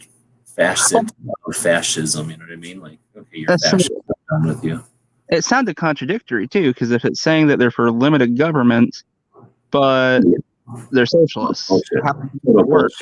Yeah, they want their cake and eat it too. Like, oh, we want limited government and individual liberty, but here's a list of shit that you can't do, and here's the people that are going to enforce it. Like, okay, you want limited government, like you want to get rid of the parts that you don't like because they take money away from the parts that you want, and you want them to become larger than the parts that you didn't. Yeah, it's just as you were reading that, I was just rubbing my temples, like, what in the world? Yeah, this is a lot like Matt's gun porn thread on Discord, only instead of being hidden where nobody can find it, it's out on the internet where everybody can find it, I guess. Not that it's mind blowing, but at least people can find it. And again, people that are like, oh, I really give a shit about reading weird books and putting shit on Tauruses, boom, there's a picture for them, right? Like they're all about that and they found it. That has to be a girl, right? Like who the hell is going to put pink stuff on their Taurus and then buy a Taurus? Oh, I'd do it just to say that I had it. Actually, I'd probably do it because one of my daughters would want me to, and I'd be like, whatever, your gun now. Yeah, exactly. Like before she can drive, just taking her gun to the range type of girl. Like that's the kind of girl that's buying that Taurus. Yep, I say, As soon as she's dating, like, no, you're getting a Glock or something. You're getting a gun that works. You ain't taking that Taurus on dates. my 9-year-old wants me to build her an AR with pink furniture. My 7-year-old wants her AR built with purple, blue, and pink furniture. I'm like, oh boy, that one's just, I can do, the solid pink furniture and all that, but the tricolor, I'm just like, man, that just sounds like an abomination, sweetie. Snob did some rainbow paint jobs for people. Have you seen those? No, I haven't. He does Duracoating. And Okay. a couple of people, he's done it on a pistol, I think, for him. And then, oh, there's woods out there. Hold on. I didn't notice you were in here. Sorry, dude. End of stream. He did a pistol, one of them high points, I think. And then I think he did a couple of ARs already. I don't know. But he figured out how to do a rainbow with paint. That'd be actually really interesting because what we were talking about last night, where that gay pride rally was taking place near me, and my little sister wanted to go, and with the threats that were being made and whatnot, if I could show up with a rainbow AR or something, that would definitely not look as threatening.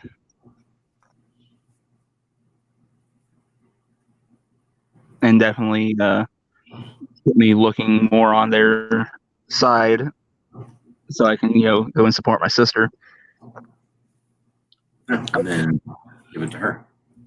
Exactly. I had to wait for her to turn 18, but, once she does, then, she wants me to build her one too. And I was like, well, I've got, enough to build already.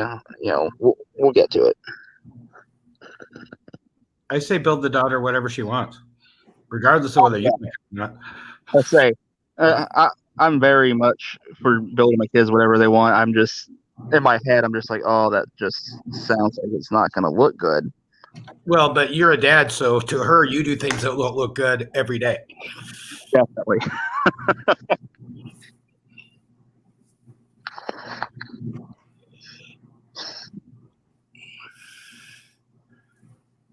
What are you guys looking up here? I jumped in kind of late. I was off doing weird shit today. Walt was in here before, and he had posted on Reddit in the liberal gun owners section or whatever it's called, a thread or whatever it's called about this show, and that if anybody wanted to jump on, they were welcome, or if they wanted to address these, like, I think I can get to one click. These three, nope, 2 clicks. These 3 questions right here. What are good ways to engage the left on the Second Amendment? Why do left Democrats tend to vote for anti-gun politicians? And how can we unite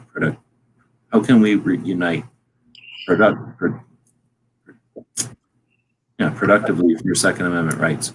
And then basically it was just this one guy, Slim Snowy, came in and answered it kind of verbosely 3 times. So we were in looking at those, and then Walt had to check out.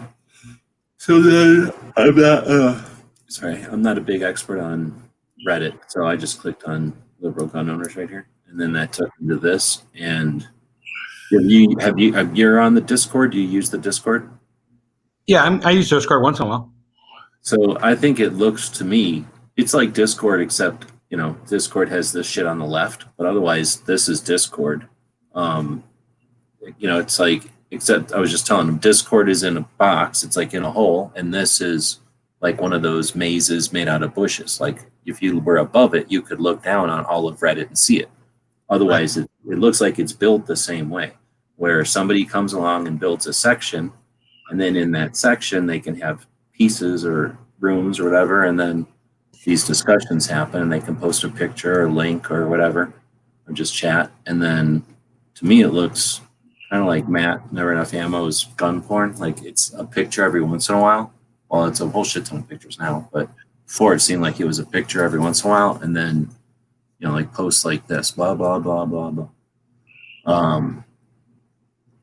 Kind of a mix. But anyway, so then it's a bunch of people that are, as far as I can tell, it's a bunch of people that are like new to guns, and they're just all being new together. Well, there's some value in that.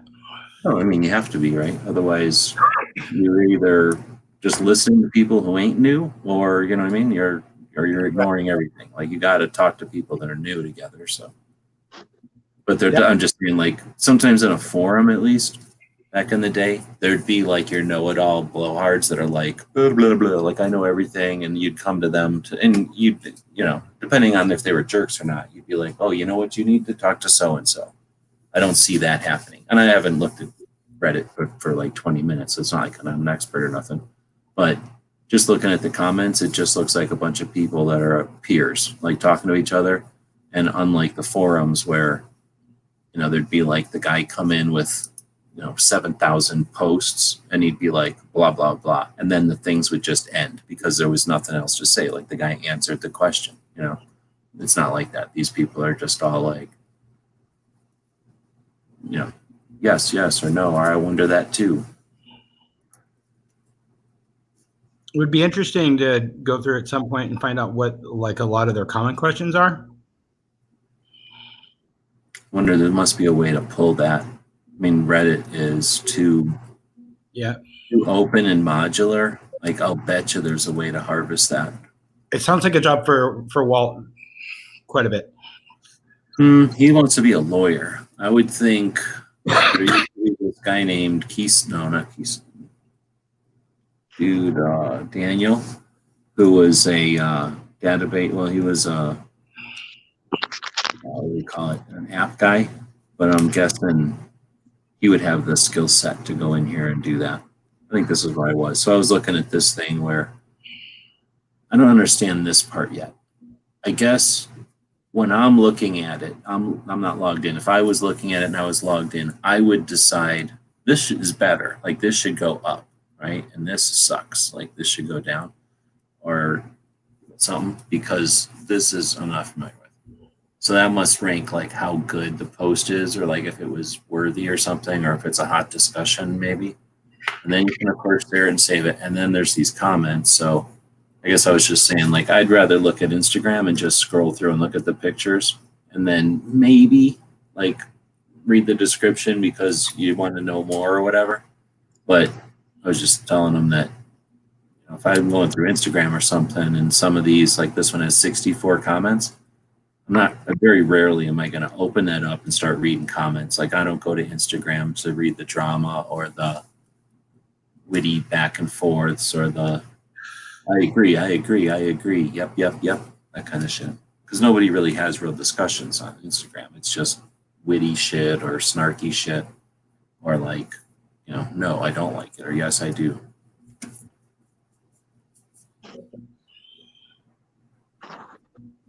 Where on Discord, The only Discord rooms I've been in are probably the same rooms you've been in, and that's, well, I guess it's the same. It's about people at the same level of, like, whatever, interest and awareness and, what's the word, like, time on the clock. Yeah. It's not I like, started using that for weird things. Like I get with the social distancing thing, I taught my parents to go on it. So my parents, my brother, and I are all on a Discord. So we don't have to use up all our minutes and stuff. And it works pretty well. yeah, I'm perplexed about that too. See, that's interesting. So anyway, I guess it depends. So obviously you might have things as a family you don't want out there. So I'm not advocating for every family needs to have a public website or nothing, but you can so easily have just a small site someplace that's yours that you buy for, I'm just going to say $60 a year, but probably find it cheaper, probably find it, I'm sure you can find it more expensive, right? But whatever, let's just say $60 a year. And then you buy a domain name for $10 a year. So you're looking at $75, and now you got a place, and that might cost you, let's say it costs you $100 a year. So $10 a month to have a place that's, even if you put it hidden, like kind of private, like if someone went to it, they wouldn't even know what it was. But to have your whole family be able to log on and share pictures and stuff, and know that if Discord turned off everything tomorrow, or like your boss or your job or your whoever, somebody who's trying to access it, their place of business doesn't let them use it anymore, or it conflicts with some new operating system, whatever the eventuality might be.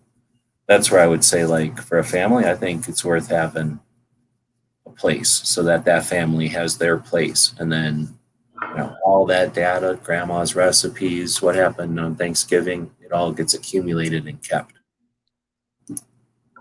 But I think you have a really good point, but the fact that it was an app that I could download on my parents' phone and show them how to do it, and then I didn't have to do anything more, and they're 82. So them and technology isn't great. Oh yeah, but that you're suggesting that the interface to a website would be any different. I mean, there is only that interface. That's all there is. So you can call it an app or you can call it an interface, but there is only windows and buttons and some procedure. So it would just be technically different. It might have different rounded corners and a blue color instead of an orange color. Yeah. It might have I three buttons. don't know how to do any of that, but I guess it wouldn't be that hard. No, and that's the thing. I'm just throwing shit out there because it's my show and I like to ponder shit like that. But with a whole family, you'd have somebody who could do it. It would be like an easy project for a 13-year-old at this point, for like an afternoon. But anybody who's done it before could do it in less time than it took me to talk about it. I usually, whenever I feel like having a website, I don't do it anymore because it costs too much. But, back in the day, if I wanted to have a website, it was neat. It was fun to do it because it would happen so quickly, but we could have a discussion and I could go buy a website, set it up, and by the time we were still live, I could have that website up and running because it was so whatever. There's only like 3 or 4 button clicks to put it all together once you know what you're doing. And that's like setting up a YouTube account. If you really did it once in a while, you'd be able to set up a YouTube account in like 5 minutes, right? It's not like it's rocket science. It's just setting up a bunch of clicks. Except in this case, you got to pay $75, so it's not like you're going to do it every 5 minutes. But whatever. So we're talking about Reddit and I don't know. Like I say, I'm not looking for things. I don't know anything about it. Just what you and Walt and Barbecue here have been talking about it. That's my basis of knowledge for it. What do you think? Don't give me credit. I'm a complete ignoramus to it also. Yeah, well, that's what we're all just looking at it. Now we know that it's basically a hybrid of Instagram and a public Discord, except that it's like a year younger than Facebook. It's been around basically forever. And I think it's much larger than, well, I know it's larger than most everything. Let's see how it fits if there's some way to rank those. Larger than Facebook? I don't think it's larger than Facebook, but the number of users, I'll bet you, is huge. Size of social web. Oh yeah, I bet you it's massive. Just because so many nerds use it, it's like 4chan and Reddit are big, Yeah. 2020 size guide. Brand watch. 7 in 2020. 7 biggest social media sites in 2020. Facebook, 2.4 billion users. Twitter, 330. Oh, that's a big difference. 2.4 billion and 300 million. So not even the 0.4 part. So they beat them by 2.1 billion. That's crazy. Then you got LinkedIn, which is basically the same size as Twitter. Holy moly, I would have not thought that. And LinkedIn is older. Yeah, I do that one. Yeah, I do LinkedIn. I don't use it as much as I should then. But that's huge, 310. And then you got the Instagram, which has barely got a billion. Oh, it's got a billion. What the hell? Why are these aren't in any kind of order then? So then you got Instagram, which is obviously way bigger than these two. Snapchat. Okay. Pinterest. Interesting. 300 million. Then Reddit with 430 million. Good. That's the one we wanted, right? So 430 million to the, nowhere near Facebook, obviously. 2.4 billion. The the 0.45 though. They got the 0.45 going. How much you say Pinterest was again? Pinterest was 300. This thing won't let me scroll very good because it's trying to pop ads up or something. I gotta find, what the hell? I guess I gotta go down. Oh, it popped an ad up. That's what happened. An ad popped up and made it really long or something here. Or did I change pages? I must have changed pages. It's not a big deal. Being a teacher, I see those ones all the time. Which one? Pinterest. Yeah, 322 million. Your ideas about this. My classroom looks like this, and they take it, literally call it Pinterest ready. Oh, yeah, 320 million. So it's about the size of Snapchat and LinkedIn and Twitter. Oh shit, Pinterest is as big as Twitter. Wow. But that's because of its form factor. So you do use the Pinterest or you don't use the Pinterest? I have an account once in a while, but it's just to get ideas for me, it's to get ideas for behavior modification and stuff for my students, just like other people's ideas. So for a while, I can't remember where, probably somewhere, I had it posting probably Instagram to Pinterest. So I got a shit ton of stuff on Pinterest, I guess. Look at all that stuff. So I got all that on Pinterest. I got 119 followers somehow because I don't ever go here, obviously. But yeah, I've been on Pinterest for a while. I thought it was interesting, but whenever you go to it, it's like Instagram for a computer. Like no one would want to go to Instagram in their right mind because you're basically looking at one picture at a time. So unless you're boring and you're like really slow, right? You can look at more than one picture at a time. So I've always liked this, like whatever they call this version of Pinterest, I forgot what they call this. There's a name for this, something board, sign, I don't know what it's called. But I made a part of gun channels look like this because of that. In fact, I got a piece of Every Second Matters, still looks like this because of Pinterest, right? I think that's the coolest interface. When you go to the 2A organizations, I use that for it because, damn, that's like the best way to get data across, I think, on a computer. On a phone, it's probably less interesting. It probably squishes down to just 1 or 2 columns, right? Yeah. But anyway, and then there's nothing to it. All you do is click on the picture and it just gets bigger, maybe. That's it. And then I guess there's some text sometimes. I find though that almost every time I find something interesting, I'll click on it and there's no text. Like no one ever bothers to write anything on it. So it's like you're basically just expecting. I just only expect a picture. Yeah, I've been on a lot of sites that because they're teacher ones, they're like it's a rabbit hole that gets you into another rabbit hole. You mean just surfing through here? Yeah, just like I'm looking for a particular, like I'm trying to redo a form and I want to see what other people did. And then I go to their site and they're a teacher in Maine and they're like, these are the ones I use. And then that can hook to other people that said, hey, I like this too. And it's kind of technical and boring and it's not about guns, so I won't keep talking about it. But I have found it to be valuable for certain things. But it's hard. I haven't found anything that they don't. I mean, except for gross or weird things, right? Like pretty much everything you might be interested in, home and DIY, electronics. Like there's stuff on Pinterest for it. For sure. Okay. And I was going to say, I don't think there's hashtags, right? So let's say I clicked on, this is a rain collection barrel thing. Like I would have to go down here and look for more like this. It's not like I would click on, hashtag DIY or hashtag rain storage collection or something.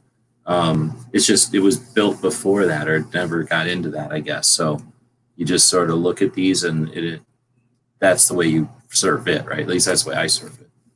Right. What the hell is this? 100% wireless. Oh, I thought it was like just the force of it sitting there was making it into a fountain and it just never sunk or something, but I guess it's it's solar. See, that's the kind of problem is you see stuff like that and you're like, oh neat, a little solar fountain, bird fountain thing. Make anything into a bird fountain and not have to run power to it. Yeah, No. You could spend forever on Pinterest. And what I also like about Pinterest, maybe I don't use it enough. I've never seen an effing ad on Pinterest. Are there ads on here? How do they pay for this thing? That I know. A lot of the sites I go to, they've got a teachers pay teacher site it's really an ad for their teachers pay teacher site. It's what? There's this thing called teachers pay teachers, so a lot of them are ads for buy my already made form. Yeah, but I mean, how does Pinterest exist? I understand like why people would put on there because you can put an ad on here and you could say, hey, here's a cool picture, go buy my shit, right? They don't care. But I'm wondering how Pinterest makes any money because every time I search or surf, I guess, Pinterest, like this, like, oh, that's interesting. You take 3 cans, stick them on a board, and you got a thing. Like, okay, that'd be neat. Maybe I could put electric cables on there or whatever. And then you go down here and you're like, oh, crap. Put a light on a basketball thing? What are you talking about? What? Like, you on my phone with one of them robot arms? Like, you start surfing on this, but this place is making money. But like you don't pay to be on Pinterest. It's just there. I'm wondering how Pinterest makes their money. That I don't know. Obviously they're doing something because they got 300 million people and they're doing it. Unless, you know what it is? It might just be tracking us around because they love it. They can sell all that data big time. Just watching what we do. And, oh, if you like this cell phone thing, then you probably won't like this, but you probably do like that weird ass thing. And you probably hate this thing, because of how many people click on shit. Everybody, speaking of that, have you seen these things before? These like diaphragm circle drawing things? Yeah. They're kind of neat. I never had one. I wish they would have had one when I was in school because I would have totally got one. I never even seen the thing before. And then I seen another thing that was sort of metal like that. And it was for, on one side, you would kind of draw along. Wait, how was it? On one side, it had a little pin, and on the other side is your pencil. And you would follow along on the small side, and it would be drawing bigger, that kind of thing. Except made out of metal and kind of cool, like you could have it in your desk and not have to have a big giant contraption. I've seen something like that on here. What's all this about?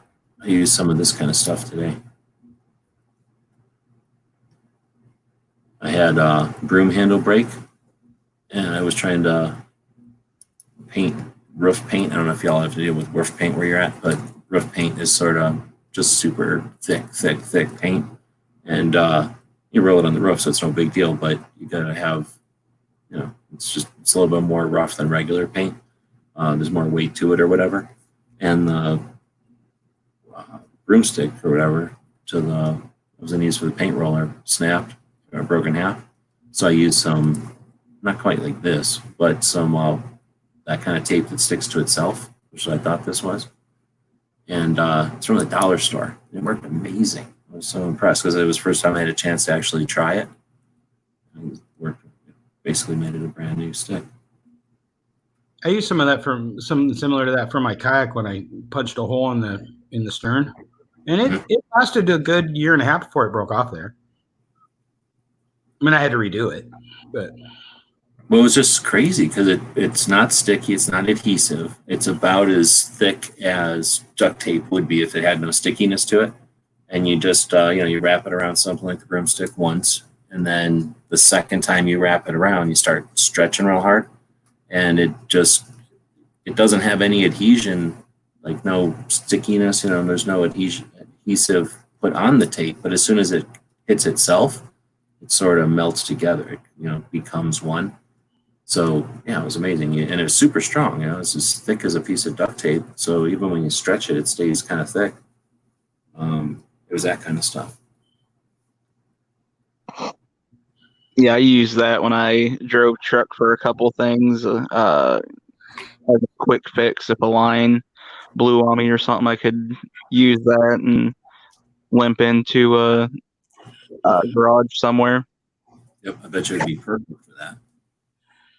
As long as I guess, well, even if it was a high pressure, because you can basically you're just repairing the thing itself. Like I said, there was a big hole missing. It might not, but if it was just a tear or puncture or something, it would definitely hold the structure back all together.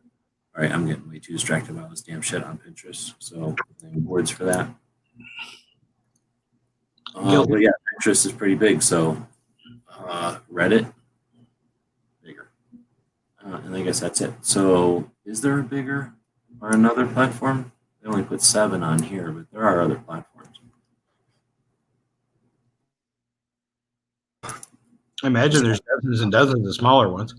Right. I just don't know if maybe that's the plateau or that's the place where they drop down to like barely hundreds of thousands on the others. There's got to be somewhere where there's all the tiny ones, then there's all the medium ones, and then there's the big ones, right?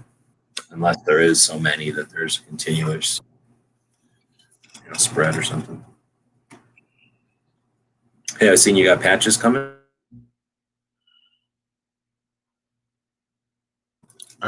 Who's got patches coming? I thought you got patches coming. I didn't buy any patches. No, having them made. Oh, yeah. That'd be cool.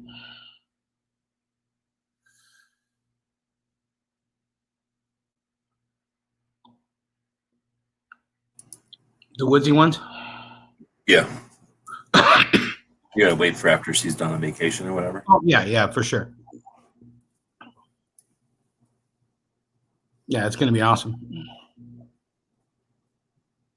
Definitely everybody named Woods is going to get one.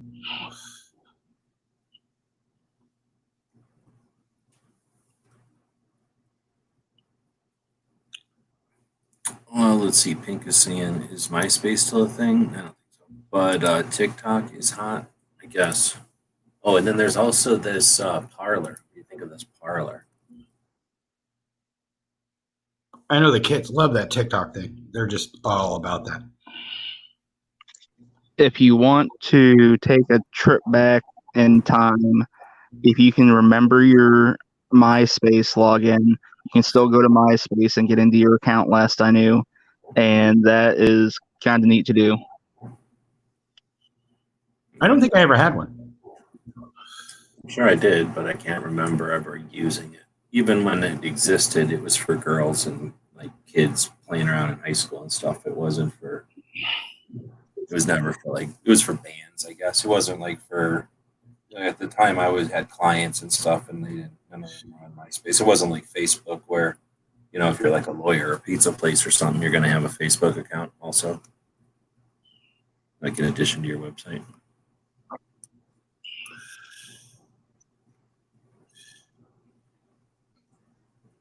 What's this Parlor thing you're looking at here?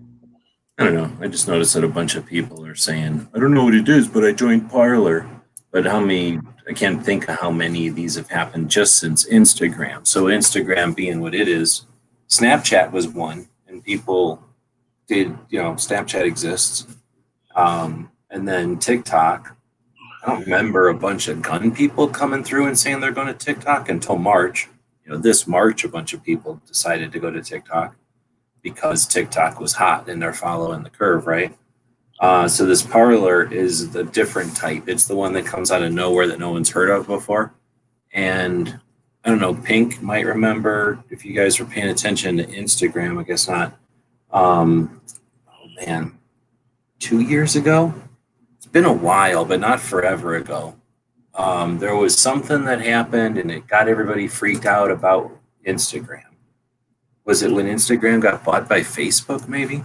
And there was like another one that got started, and it was going to be the bee's knees, and then I forgot what happened. And I can't remember. There was more than one of these that have come along and said like we're going to be the better alternative to Instagram. I forgot what other thing Instagram did to hinder. Did Instagram limit something or restrict something? And then this other platform came up and decided they would continue to offer that service. That was the second one, I think, or at least that was another one of them. And I can't remember what Instagram removed that everybody thought was so great. I think I remember liking the system too. I thought I heard they removed one of their buttons where, you could hit the heart or some crap. Like I said, I'm not real familiar with Instagram, but I remember hearing something like that. Well, it wasn't that particular one, but they have talked about removing the heart, but the likes or whatever. But it might have been something like that. Like they removed something and it was just going to bother everybody to the point where they got sick of it. Was it how they laid things out, like what you got to see? Like it might have been the change in the logarithm. That might have been one of the times that something else came along, because there was definitely a shift when everybody was rocking and just creating large projects on Instagram. 2015, maybe 16. I'm trying to remember. 16, maybe. It was almost difficult to not, like, if you were using Instagram, you were getting hits and likes. People were just jumping on the platform and discovering and subscribing to channels. So there was a lot of growth there for a little while. Pink is saying that's a little known fact that TikTok is a Chinese app. Hard to tell what they're tracking. Yeah. How to market to kids. Well, even if they don't need, or if they don't bother holding your info, which doesn't make any sense, because the only way they can track it is by knowing that it's an individual account. The only way they can do that is by putting some kind of an ID on it. So even if they say, oh, we're not going to keep your ID, they're going to have some ID that they make up based on your ID. So it's I guess it's theoretically possible that they anonymize it, but there's no reason that they would. But even if they didn't, who cares? I mean, it really doesn't matter unless you're doing something horrible or, they turn out to be the Matrix or something. It really doesn't matter that to each and every individual one of us, but collectively is, I think, the bigger concern where we should be less nonchalant about it. Because, once they start figuring out that as a group, if we like puppy pictures, then we also, hate 9mm, whatever, those kind of weird things that we don't notice because we don't have that big picture. When they start to get that big picture stuff and figure things out, why, that's what they're looking for. I mean, that's why they built this stuff. That's why they offer this stuff. And that's my question. It's like, who's getting that data and what are you doing with it? One of the things they're doing is, tracking keystrokes, things like that.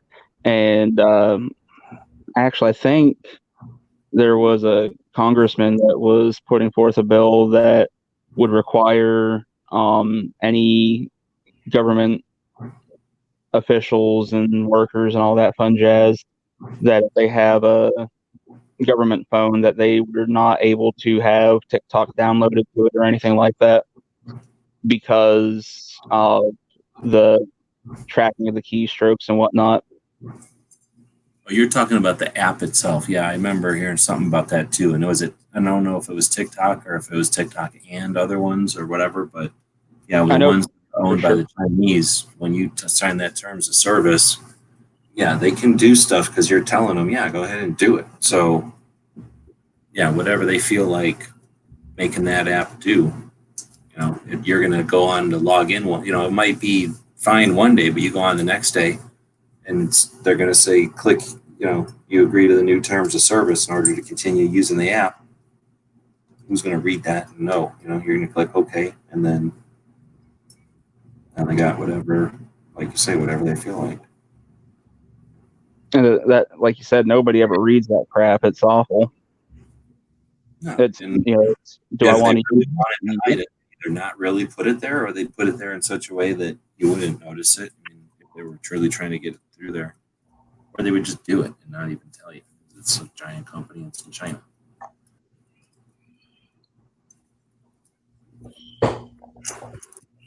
But that gets back to whatever I was bitching about before. The alternative is having our own stuff. And even if you go out and you decide, that's it, I'm making my own thing, you go buy a name for it, a domain name.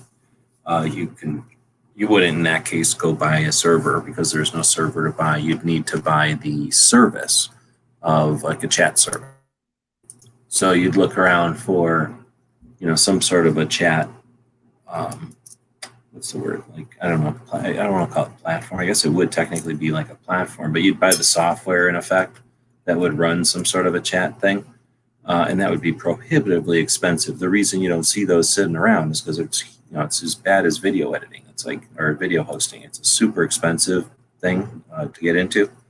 So it would be like industry level, not company level. It'd be like a really big investment in infrastructure or something. And then, so that's why you don't see that. But even if you did, rarely, again, it would be a dream to have that be funded internally. Rarely you're going to have, even if you did have enough interest come together to create something like that, you're going to end up buying a chat system off of somebody, like a pre-existing system, basically a TikTok or a Snapchat. That's, what do they call that when it's got no label, like white label or something, when it has no logo on it, and then you put your logo on it. So since that's how most of that stuff works anyway, when you see it happen, most companies like whoever isn't really buying or hiring coders that start from scratch and create mousetraps again. You're buying a blank version of some existing system that they run and build and keep running while you put your name on it and use the system. And in that case, if the same people who built the bad ones are building the systems and selling it, then they love it when somebody comes along and slaps their, quote unquote friendly name on it, let's say, and then now it's like a non-concern for all the users of it. They're not even going to question and go in there and use it, however, and I guess without being defensive about it or strategic about it, yeah, and they're going to still glean whatever info they want. So might be going 3 levels of theory too far, maybe.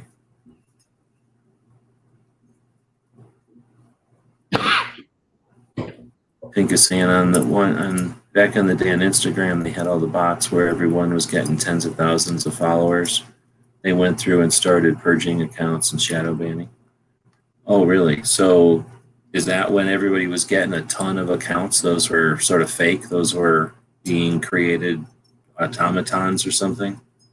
Because I guess that's a strategy. If you create an account on a platform and then go around saying, hey, if I sub you, will you sub me? Now you get a whole bunch of subs on that account that probably don't ever watch anything you do because all those other channels are out with some other agenda trying to create subs, mainly for some other agendas, right? They just want the number of subs for some reason. And that means no one's going to be really monitoring what you're doing. No actual fans or no actual interested parties, right? You just get a bunch of other abusers of the system that create your numbers, your credential or your rank or whatever you want to call, like your subscription count or whatever the thing is on that platform. And then once you get to some level, yeah, you start your actual agenda, selling something usually, or conning people out of something, or just maybe a political agenda. Get up a bunch of subs, and then start touting some weird theory or philosophy out there. And then when somebody hears this weird philosophy being touted, they look how many subs you got. They think, oh shit, with this many subs, there must be that many people that really believe this crazy theory. Maybe I should pay more attention to it. Who knows what they're going to gain by having a bunch of subs and a crazy message.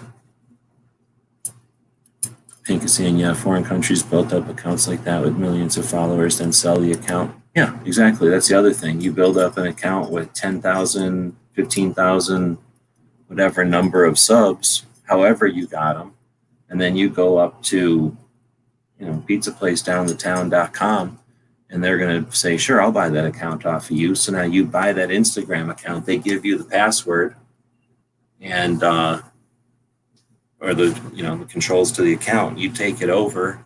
You go to your other account and you put a 1 behind the name, and then you go to your new account and you claim, your actual name. And now everybody on Instagram just sees that your account jumped to however many subs you bought.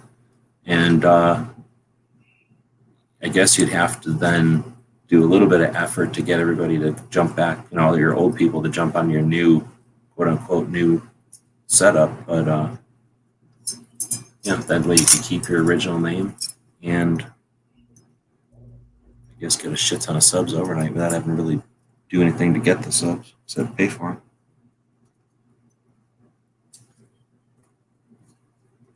I've seen the things with, I don't know, like I've seen things my grandma used to have on the back of her door with, it was made out of plastic and it was like a shit ton of little pockets and she'd put shoes in there. So it was something like that, like a whole wall of these little pockets, and there was a whole bunch of telephones in there that were all on, and people were, monitoring. I don't know how many that was, like 100 phones or something at a time. Probably going through some process, some list of tasks. Go through and post this every 20 minutes or something.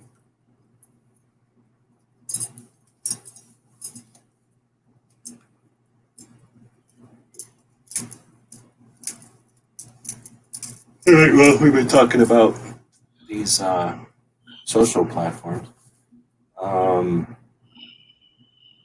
Let's see, we started talking about history when Walt jumped in here. I was sort of explaining that there's a bunch of stuff about to hit tomorrow on the 1st.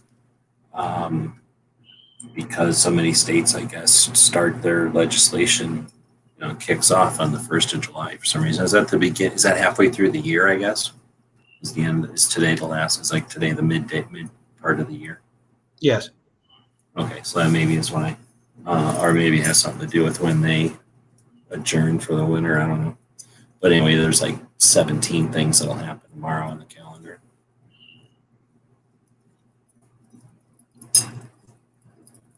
Let me whip over here and see. I don't want to do this live. So I didn't screen capture that. All right. Did I do it right? Wow, I did it on the first click. Usually it takes me 2 or 3 clicks to get the screen. I'm still on connected, right? I didn't shut off the broadcast yet. Where's it going? Here, and then here, and then here. I'm throwing some of these ideas past Wood, see what flies. Okay.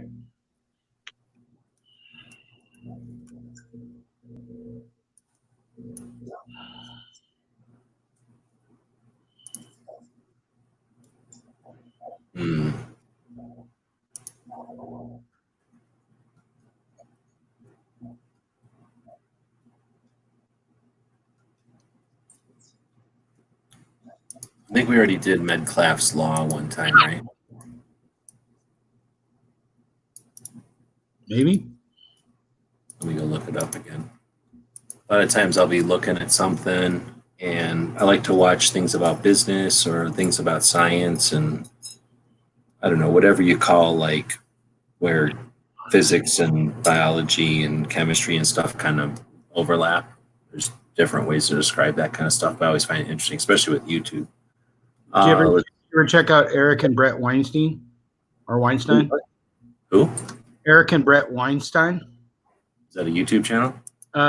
Yeah, it's the same. I want to make sure it's Brett Weinstein was the same guy that had the problem at Evergreen College where they raided the Antifa people came in and yelled at him and shit, and they took over the college for a little while.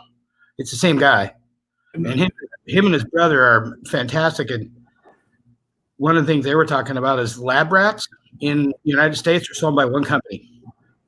And there's a conspiracy that goes with that. Really? That basically all the data they've said like these things are safe for humans, the rats were predisposed to already say that, and nobody's doing anything about it. But I think you'd like them. It's the kind of podcast when I listen to those two talk, because they're super PhDs, I have to listen to it more than once. But it's like conspiracy theory stuff, I guess. Kind of, but they're just wicked smart dudes, and want to call it dark horse, maybe. I know Brett Eriks is one is a PhD economist, mathematician. The other one's a PhD evolutionary biologist. Oh, okay. And they're brothers. So it's not just two blah blah blahs saying blah blah blah about the news of the day. No, it's very like they a little bit. Sometimes they'll like talk about how crazy some shit is, but they will go really deep into stuff. And I know you like getting really deep into stuff. Just if you search those guys, you might enjoy them talking. Like Yeah, right on. I'm looking at sorry to get jumped. Barbecue jumped out of here. I don't know if he's jumping back in or not. But it looks like they do an hour plus sometimes. Some of them are shorter, but a lot of them are an hour plus, and not a heck of a lot more than an hour usually. But anyway, sleeper cells and the capture of everything, the lab leak hypothesis for SARS, COVID, the sun inexplicably rises and sets, truth in the time of Chaz, don't shut down STEM, science open mic night, 13 true things, avoiding civil war, plague of certainty. So yeah, sounds like a pretty interesting mix. I like the stuff that's like an hour sometimes, because depending on what I'm doing or whatever, I'm getting sicker and sicker of listening to movies, because I've either heard them a million times or I hate movies now. Like the last few years, movies have either they're more blatant with their like trying to push agendas, or I'm just cynical or something. But it's like I just don't want to sit there. I'm not interested enough in anything else about the movie to be pandered at or to be manipulated or whatever, or attempt to be manipulated. I'm not interested in that shit. I don't like to sit there partaking in it. The movies aren't even that good. Sometimes they're just not that good.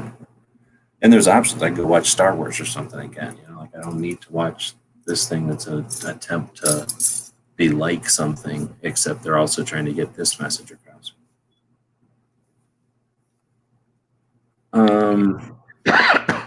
Anyway, so the Metcalfe's law was the law that states the effect of a telecommunications network. Oh my goodness. Sorry, I yawned right in the middle of that. The effect of a telecommunications network of computers or telephones has to do with, let's see, it states the effect is the number of connected users. Oh, well, I don't know why I put that in there then. I know there was some reason why. Is it similar to like the butterfly effect? In a way, let me put it back on screen share. It's this concept, I think, of you can't chop off the head or the many heads of the snake. So if you chop it off, it just makes it stronger, maybe that kind of thing. Maybe it was something that, value of a network. Maybe it was from that angle. Not sure. But that's what happens when I make notes and don't put enough notes to my notes.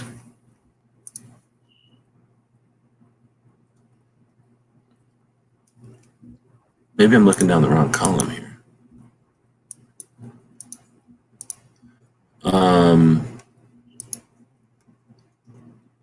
Yeah, maybe I'm wasting my time because I think I might be looking down the wrong column. I thought I had a list of topics and I was just going to dig through those, but I started to sort them, I guess, and they're all over the place. So that's not going to work. We talked about consequentialism, though, and that one day that we were all three, you, me, and Walt were in here chatting about the efforts that you, me, and Smeggy did back in the day to work on communication. Got me over looking at the verbal judo and stuff.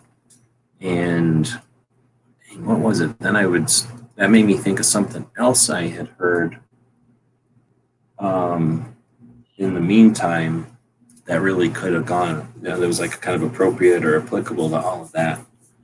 Dang, I probably wasn't in a position where I could have put it on the website.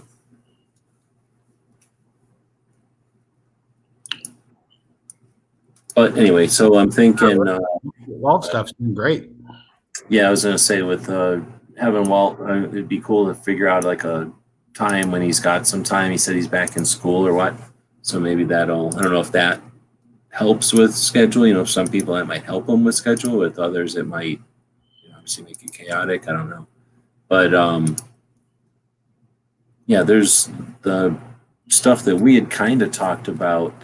Obviously, we could add to it, but in the process, there might be some way to, I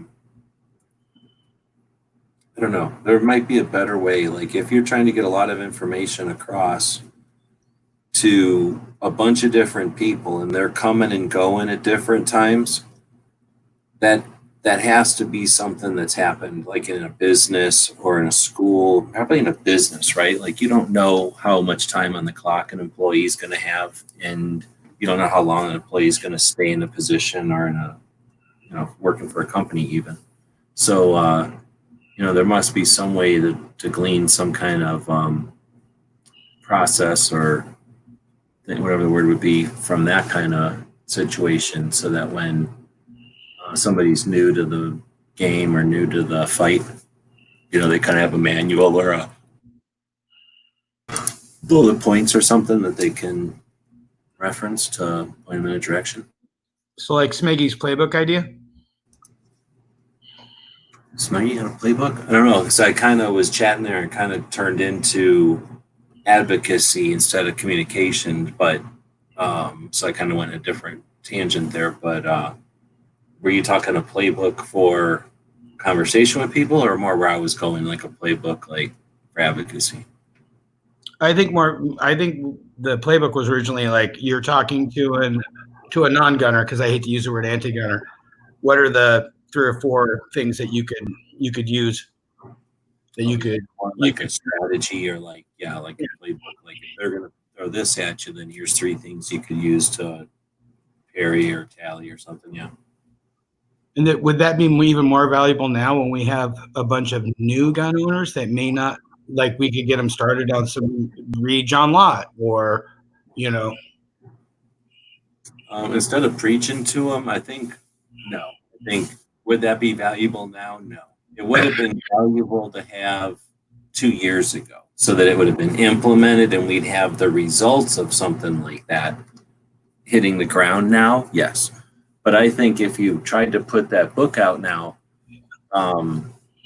this is just my impression, but nobody coming into the world today in 2020 is completely oblivious. So to some extent, they need to have rudimentary stuff or some basics, but we kind of saw that in that one answer to that from that guy at the liberal gun club or whatever, that don't talk up to us like we're children or whatever. Like at some point, yes, some people need to crawl, but everybody's walking, right? Some people might even be running, and there's always the people that want to run before they can walk. But in any case, where was I going? We just don't have to start from zero, I guess.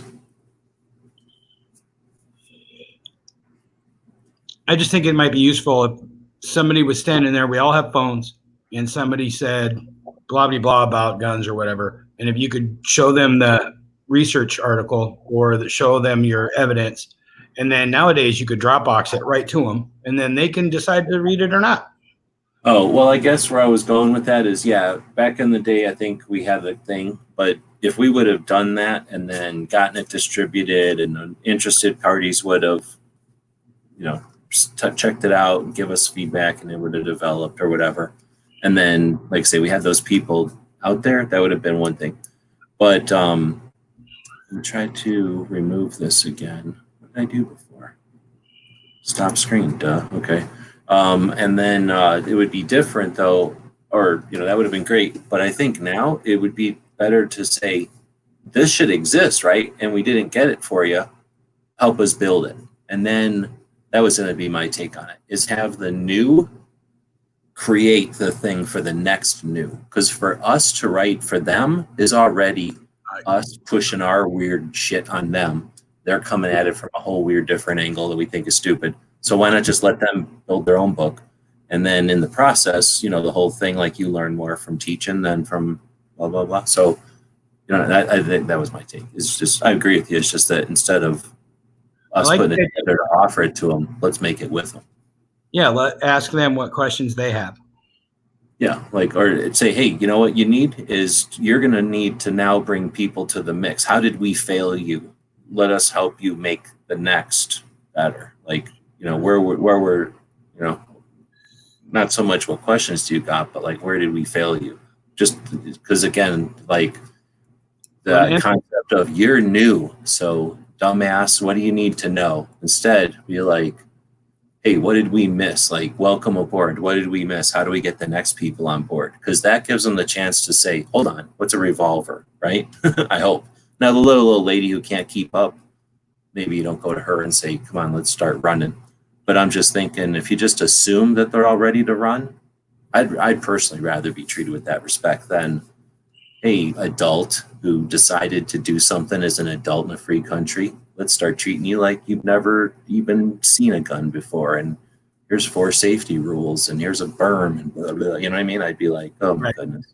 And we get really preachy really quick. Yeah, I don't know. And I might be pushing my own shit on there because I really can't. I've pretty much decided I'm almost useless at this point.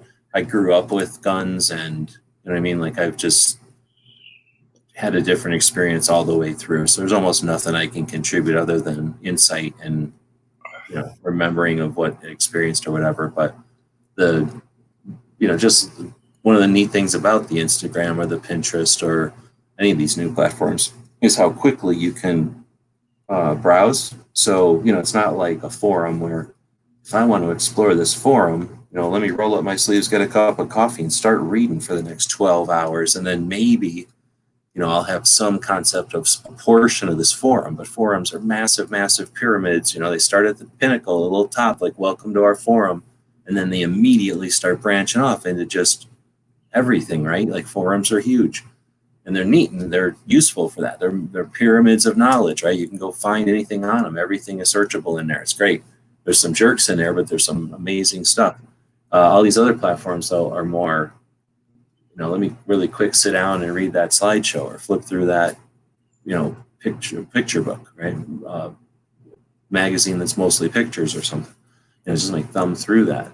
And every once in a while you find something to get a deeper conversation. And there's certainly people that use it in creative ways to get more information across, or, you know, memes were the evolution of that, you know, like, we're frustrated because we only have your attention visually for moments, but let's cram as much content into those moments as possible. And then that's become its own entertainment.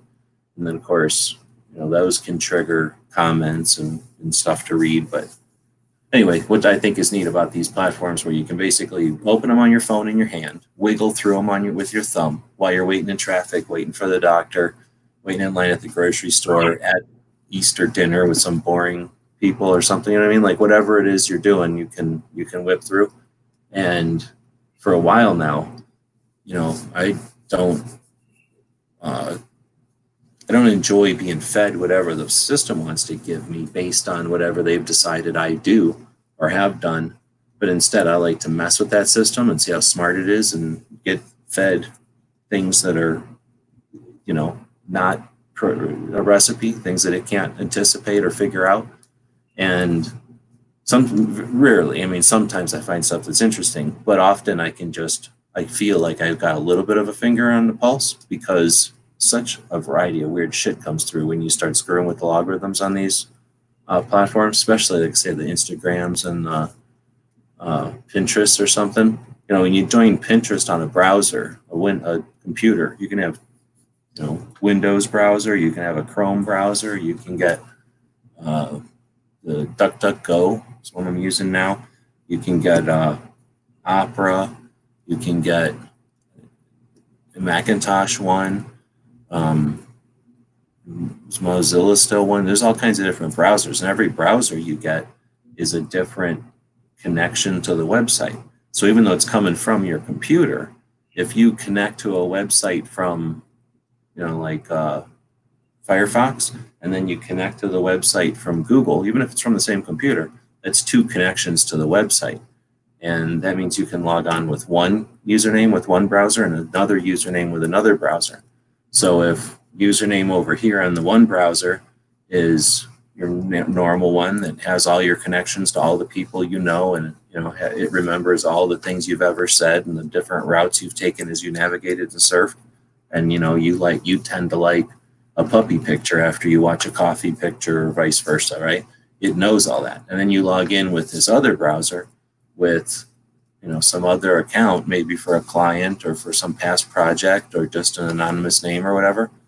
And unless you go around and connect all the same shit, which is useless, connect all the same friends and do all the same shit, which is going to basically try to emulate the same logarithm. You're going to have the same little AI feeding you shit. But if you do something different, especially intentionally and randomly, like go nuts with that one and just tweak it in different weird places, intentionally tell, this is super interesting to me, but I'm going to tell it, don't show me this again, just to see what it comes up with.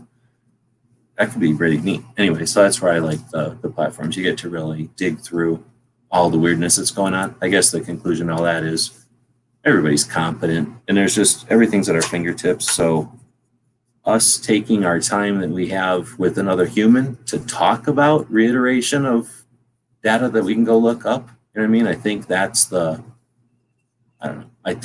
next step, is once we get past that and figure out that, let's just assume we're all in the same place and then start having a conversation. Does that get us to the next level? Or you think that's impossible to just assume that? I think for sure it gets us to the next level. Because if we can just walk up and assume, like, whoever I'm talking, assuming they're like an adult, you're not going to walk up to a little kid and assume they know shit. But if you walk up to anybody who's competent and part of a conversation and just assume that they can hold their own, we get past a lot of the, like, let's all agree to blah, blah, let's just start from zero every time. And I don't think you teach that to people. I don't think you will that is just going to happen, or maybe it's not going to happen. But I suspect that's just going to happen as we mature as a culture with fast communication. The same way we somehow had to adapt and mature to radio and newspaper and books and all the other things along the way. You watch the History Guy?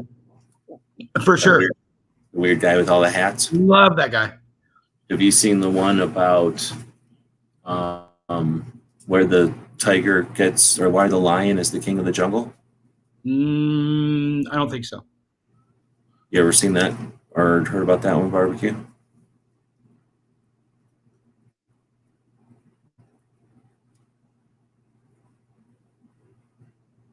You hit the Switch and flip to your camera instead of your mic.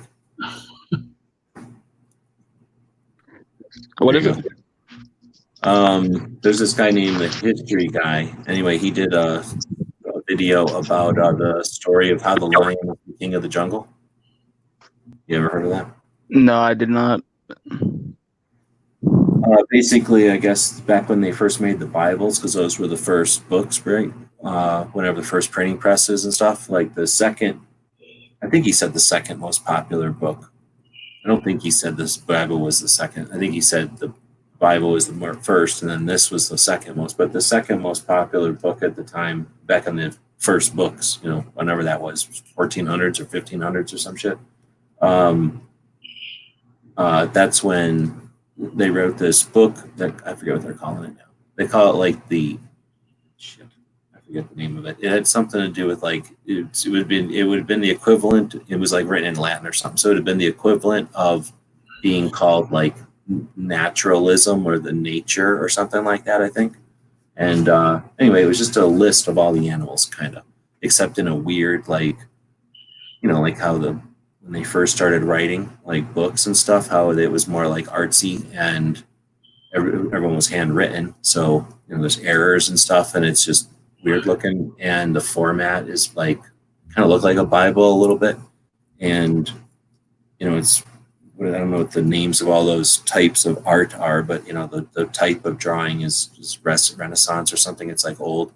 Anyway, that's where there's all. I guess there was stories of like real critters, and then stories of dragons and fake shit, and somewhere in there.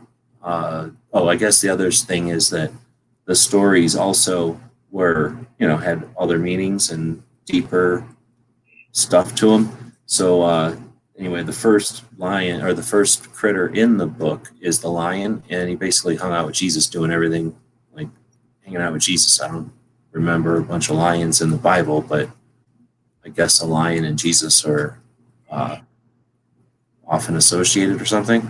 So because of that, the lion became the king of the jungle. So anyways, because of this book that was as old as like the second book or some shit, and it's like literally been there, according to this guy, since then. Like it's just stuck like through all those hundreds of years, 700 years. And then it's, of course, all different kinds of stories, weird ones and others, but just little, almost like stories you'd tell a kid, to get him to go to sleep kind of thing. I like how the history guy uses ones that aren't really typically known. A lot of them are just like this weird little thing. And then they're only about, 10, 15 minutes? Yeah, and I almost quit watching them, and I'm deciding if I'm going to quit watching them because of that. Let me go to my history and bring up the one that I'm referring to. And he's got ones that are his kid, and there's a couple that are his wife when he was sick.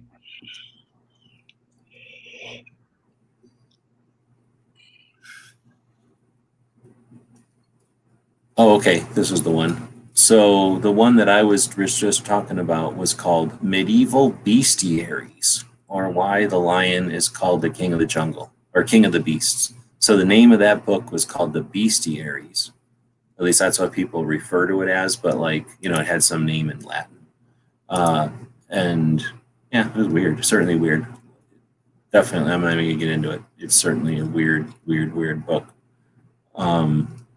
Again, they're trying to, I guess the idea was they were trying to tell life lessons or something in these stories. But anyway, he had one called Why Did Chicken Cross the Road? Chickens and Forgotten History. It's trying to see if it tells me when it was made. You remember listening to that one, watching that one? Yeah. April of last year. So 16 minutes. And for 5 minutes, he's saying like chicken jokes or chicken puns and stuff, like everyone, you've heard of them all, right? Like all the different chicken things. There's a ton of them. So 16 minutes, 5 of it is just saying those. He could have just listed them, but he said them all. I thought that made him endearing. His darkiness is part of the shtick. Oh, sorry, I was drinking. I was so dry I couldn't even talk anymore. I muted and drank. But the main thing is he was going through the history. It was interesting. And according to this guy, chickens basically came out of birds that were hanging around on the ground that couldn't fly away. Makes sense, right? But mainly they were fighting them. Like that's where it was like the oldest and one of the first sports ever is cockfighting. So they're fighting them, and then was this 1500s again? I don't know. Back in the day. Most things, I don't know if they actually started when they think they started or they just started writing everything down. So we act like everything started in the 1500s, but kind of started writing everything down in the 1500s, or miraculously all this stuff happened in the 1500s, right? So chickens got dragged all around. But there's also chickens like in every culture. There's chickens in Egypt and in everywhere. So either everyone had a version of a chicken because there's birds everywhere, or chickens got passed around. But whatever, chickens get passed around. And originally, I guess, it was for fighting, just as the sport or whatever, because nobody liked eating them. But then after a while, people started eating them after the Egyptians figured out how to incubate them. So the problem is you get a chicken and it takes, some amount of time to grow. You have eggs or whatever. And, a chicken is going to sit on them eggs. And if they're sitting on the eggs, then they're not having new eggs. So, they have to take a pause while they're waiting for the eggs to hatch. If it's cold or if the conditions aren't right. They only had 3 eggs, maybe 1 hatches, 3 hatches, 2 hatches, you never know. So, it's just a dwindling number, and you can never have a shit ton of chickens that way. So the Egyptians figured out you can take the eggs out of chickens once they lay them. And once you take a chicken's egg, she's like, I'll keep laying eggs then. Instead of trying to wait and sit on them eggs, she's just going to keep having more eggs. So now she keeps having more eggs. You take them eggs and you put them in an incubator, and then they grow up into chickens or whatever. And you got more chickens faster. So once you got more chickens, now you can start thinking about eating them, or, having a shit ton more eggs or whatever. So that part was all interesting. I never heard any of that before.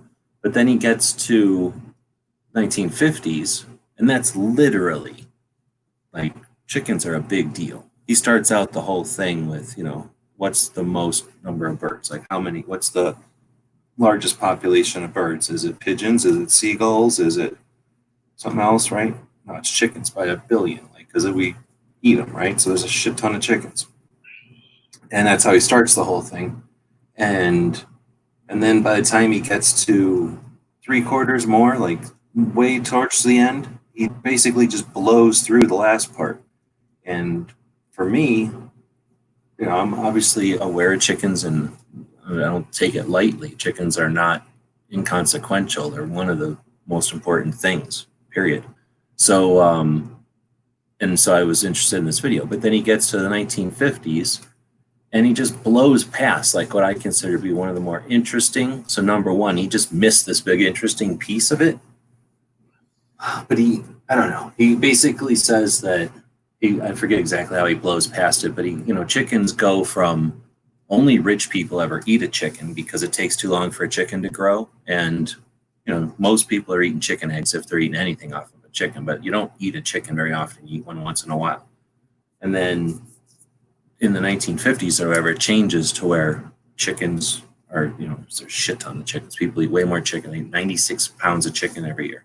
So, there's a massive change, and it's for this guy, an amazing story. So what, he didn't look it up, but basically some lady, instead of ordering 50 chickens, she accidentally orders 500 chickens.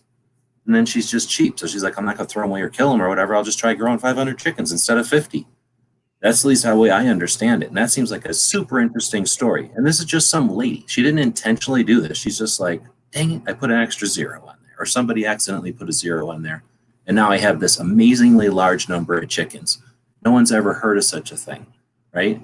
And now what am I going to do? Oh, and then she successfully keeps them going and then figures out how to industrially produce chickens at like an industrial level. And it takes off because, everybody's like, what?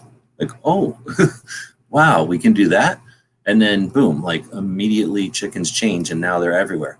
And this guy blows it off as calcium is figured out. If they put calcium in the food, they can make more chickens. I'm like, what the fuck? That's like the most boring summary. Plus, I think it's wrong.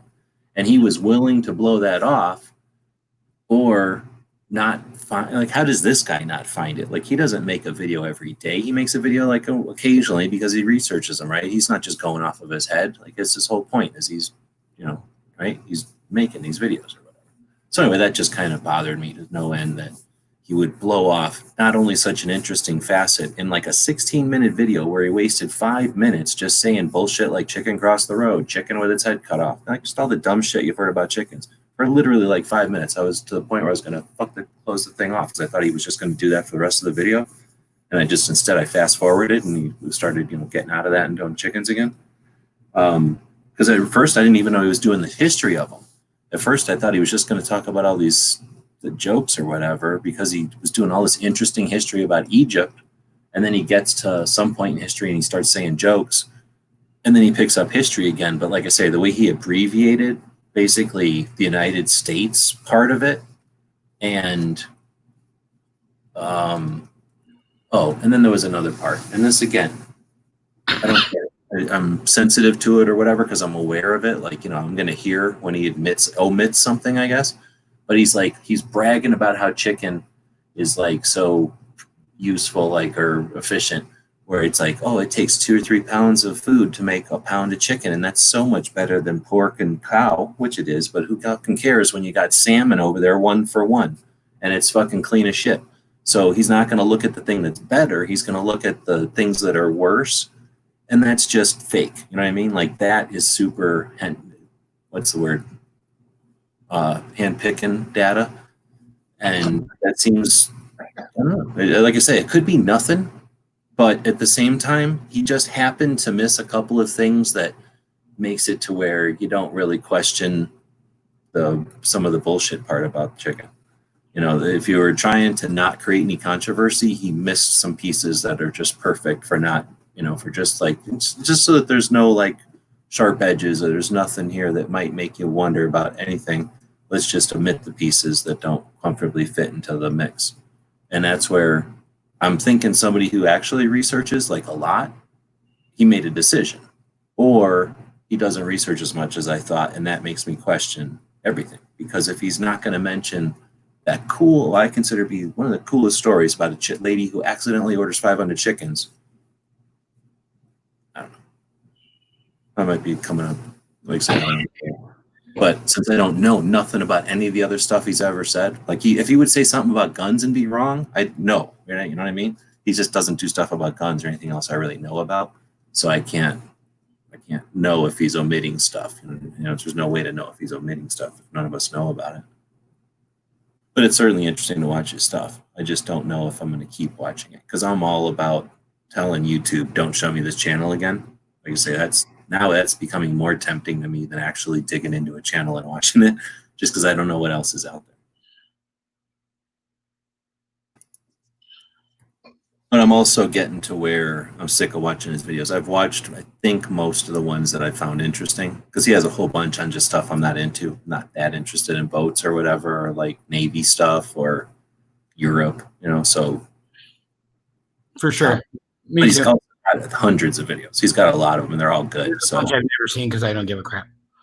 But I'm not ragging on him too much.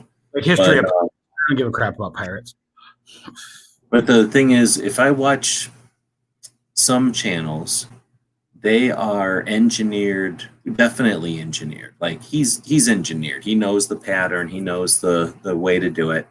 And he's doing it. But he seems genuine, and I don't think there's manipulation. Like I say, I just barely have one sketchy, fuzzy thing that I think might be a question mark if his data is being skewed or not.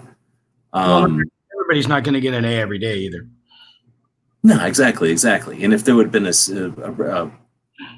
a consistent thing where I was questioning it, it would be totally different, but it's not at all. But there's these other channels where I know for sure that they are definitely, because of the number of ads and the way that I'm about to say something, and then an ad starts, you know, and so they leave you on a cliffhanger, so you are going to wait for the rest of the fucking sentence. I hate that manipulative shit. And it's almost always on these kind of channels, the kind of video or the ad where you can't click it. You know, you have to fucking wait for the damn thing, even if it's only 3 seconds or whatever. And I ain't living in that world no more. I don't watch videos that make me watch commercials. You know what I mean? I'm not. Those channels bug the shit out of me, and that's where that guy, the history guy, he's not that, right? I don't even think he has commercials in his videos. His commercials are like him talking for 4 seconds about. Yeah, like what me or some shit or soap or whatever. Yeah, and those you can fast forward past. So I don't like them, but I don't care as much as like the ones that you have to watch a commercial like you're on TV or something back in the day. Yeah, but I mean, I don't fault them either. Those crazy capitalists trying to make some money while they're doing it. You know, I don't fault them, and especially when it's like that. There's some kind of new YouTube for documentaries. Or there's like the schools that teach how to do stuff for like him. That's perfect, right? Like that's appropriate. And somebody who's watching that, probably that would do him some good. Like that's totally appropriate. But when it's like, you know, just annoying or like forced or whatever, those kind of things get annoying. Those kind of channels get annoying to watch. Ben Shapiro does the same thing. Huh? Ben Shapiro does the same thing. Oh, I don't really watch the political stuff. The political stuff, I wouldn't even. I would probably. That's why I don't watch it. Is probably drive me nuts because it would be like Biden ads and shit, right? Yeah, but he does like an ad for, you know, CMG rifles and some other one, and then moves on with his day, or like how to VPN or how to like invest your money because like, but they're all like valuable things. But you're right. You can just say, okay, click. Okay, I didn't have to listen to that. I'm out. Oh, you're talking like he says it in his show. Like if I were to do a commercial while I'm saying it, so you can- Like he'd be talking to like the topics today are this and that and the other thing. But first, let's talk Yeah. about your finances. You Yeah, know? like I said, I'd rather. Well, you know me, I'm broken record. I'd rather see like Patreon or some gun version of that allows all of us who are making content to be appreciated by people who are willing to throw a couple of bucks, and then we just take all that shit off the table. That would be awesome. But whatever, we'll either see that or we won't. But yeah, I hear you. Otherwise, that's got to be the best option. I guess the best option would be if they did that at the end, where you could just stop watching it. But they're Do you not. have- It's you haven't crazy. had- right? Yeah. Exactly.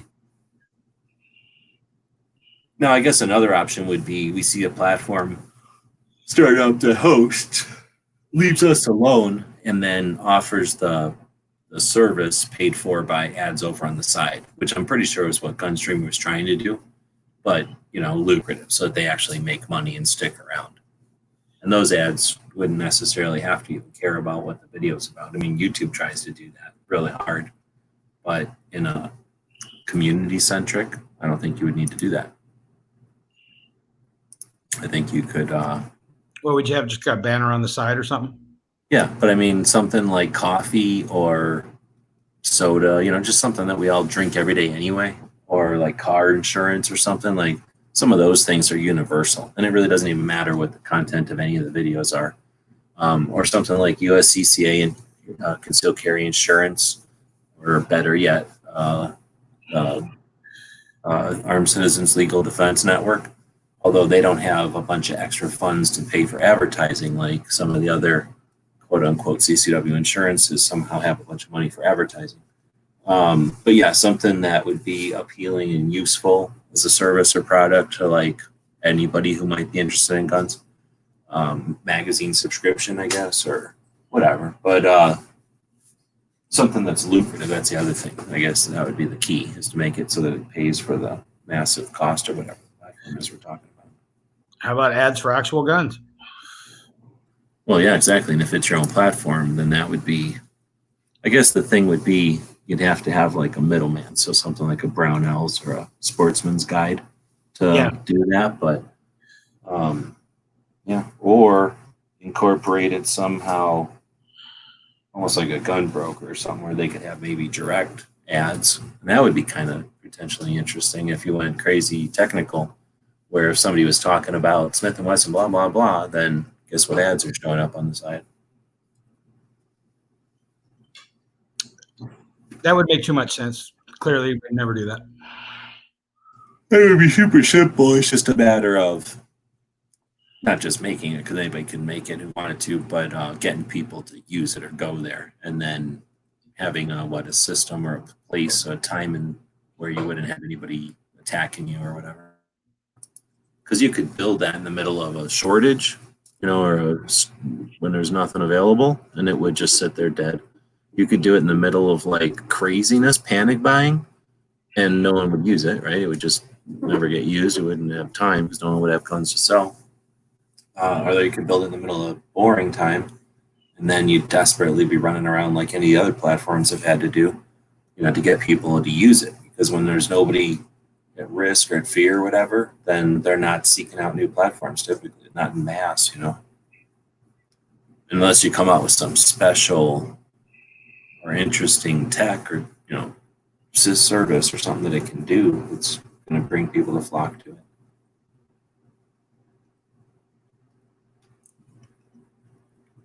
Because back when I played Mobsters on MySpace, I had 8 browsers running accounts. So that must have been some game. We would do that on AOL. We didn't have to have different browsers then, but yeah, we would often, because whatever, when we were working there, we had, I mean, some people had a lot of computers. This one girl had like freaking 8 computers in her place, but we could have as many computers as we wanted, kind of. But yeah, there was often times where you'd have 2 or 3 insights to what was going on because you'd have different accounts logged in or whatever, chat rooms or whatever.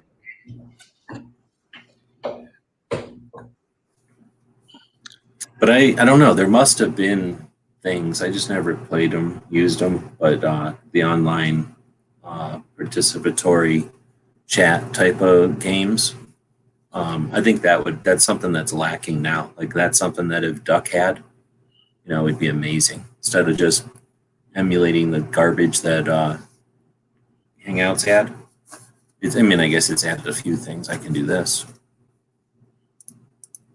Barbecue saying I just had issues all of a sudden. Try to watch right on. But it's got this feature. But aside from this feature, it's pretty much just doing the same thing.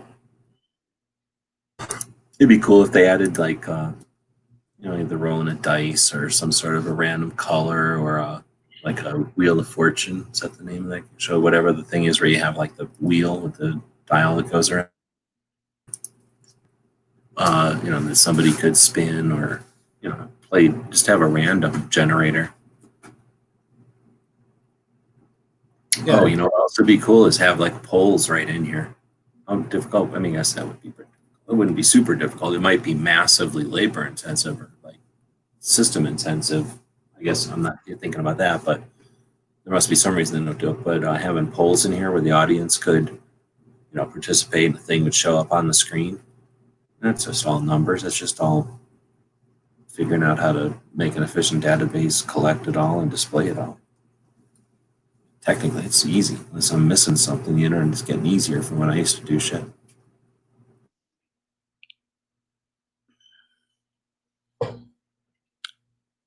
Yeah, I'm going to turn in, bro. Yeah, I just looked at the thing. It's 2 hours and 40-something minutes. So we've had kind of like 3 different shows tonight. Thanks for jumping in. Always good to hear from you. Always a pleasure, man. So, jump in anytime. We will wrap it up at this point. And, tomorrow's the 1st of July. I guess the next second half of the year. And got a couple of different projects going on. This is Wolverine Week over at our store. So any purchase over at the Gear website store, $29 or more, you're going to have your pick over at the giant Free Patch Friday type of panel with all different kinds of Wolverines. I think I have to go look at the store, but I know I got, what did I get? I got Chris's picks, but I think I still need to get a pick from Barbecue from the Wolverine thing. But anyway, any purchase over at the store this week, so it's not just Free Patch Friday, it's Wolverine Week. You can purchase something over at the store, and as long as it's $29 or more, you're going to be able to pick something from the Wolverine panel. And at this point, we haven't had any sales, so any sales will be appreciated. Bought a bunch of crap for the roof and got bills coming, so I'm trying to raise funds here. So any purchases are appreciated, and you won't have to wait till Friday. So if you purchase something for $29 or more, just leave a note in the as you order, or get with me, however, email or on Instagram or something, or on this show, and let me know which one you're interested in. Some of them have been snagged, but most of them are still there, and I'll be selling more if I've got time. And so that we've got that project going. Of course, the 2A patch started up, and something else I was going to mention, so I'll remember that eventually. So with all that, though, thanks everybody for sticking around for 3 hours. There are still a couple of people watching, listening. What's this? Oh, okay. So then we'll be back to pick you up later.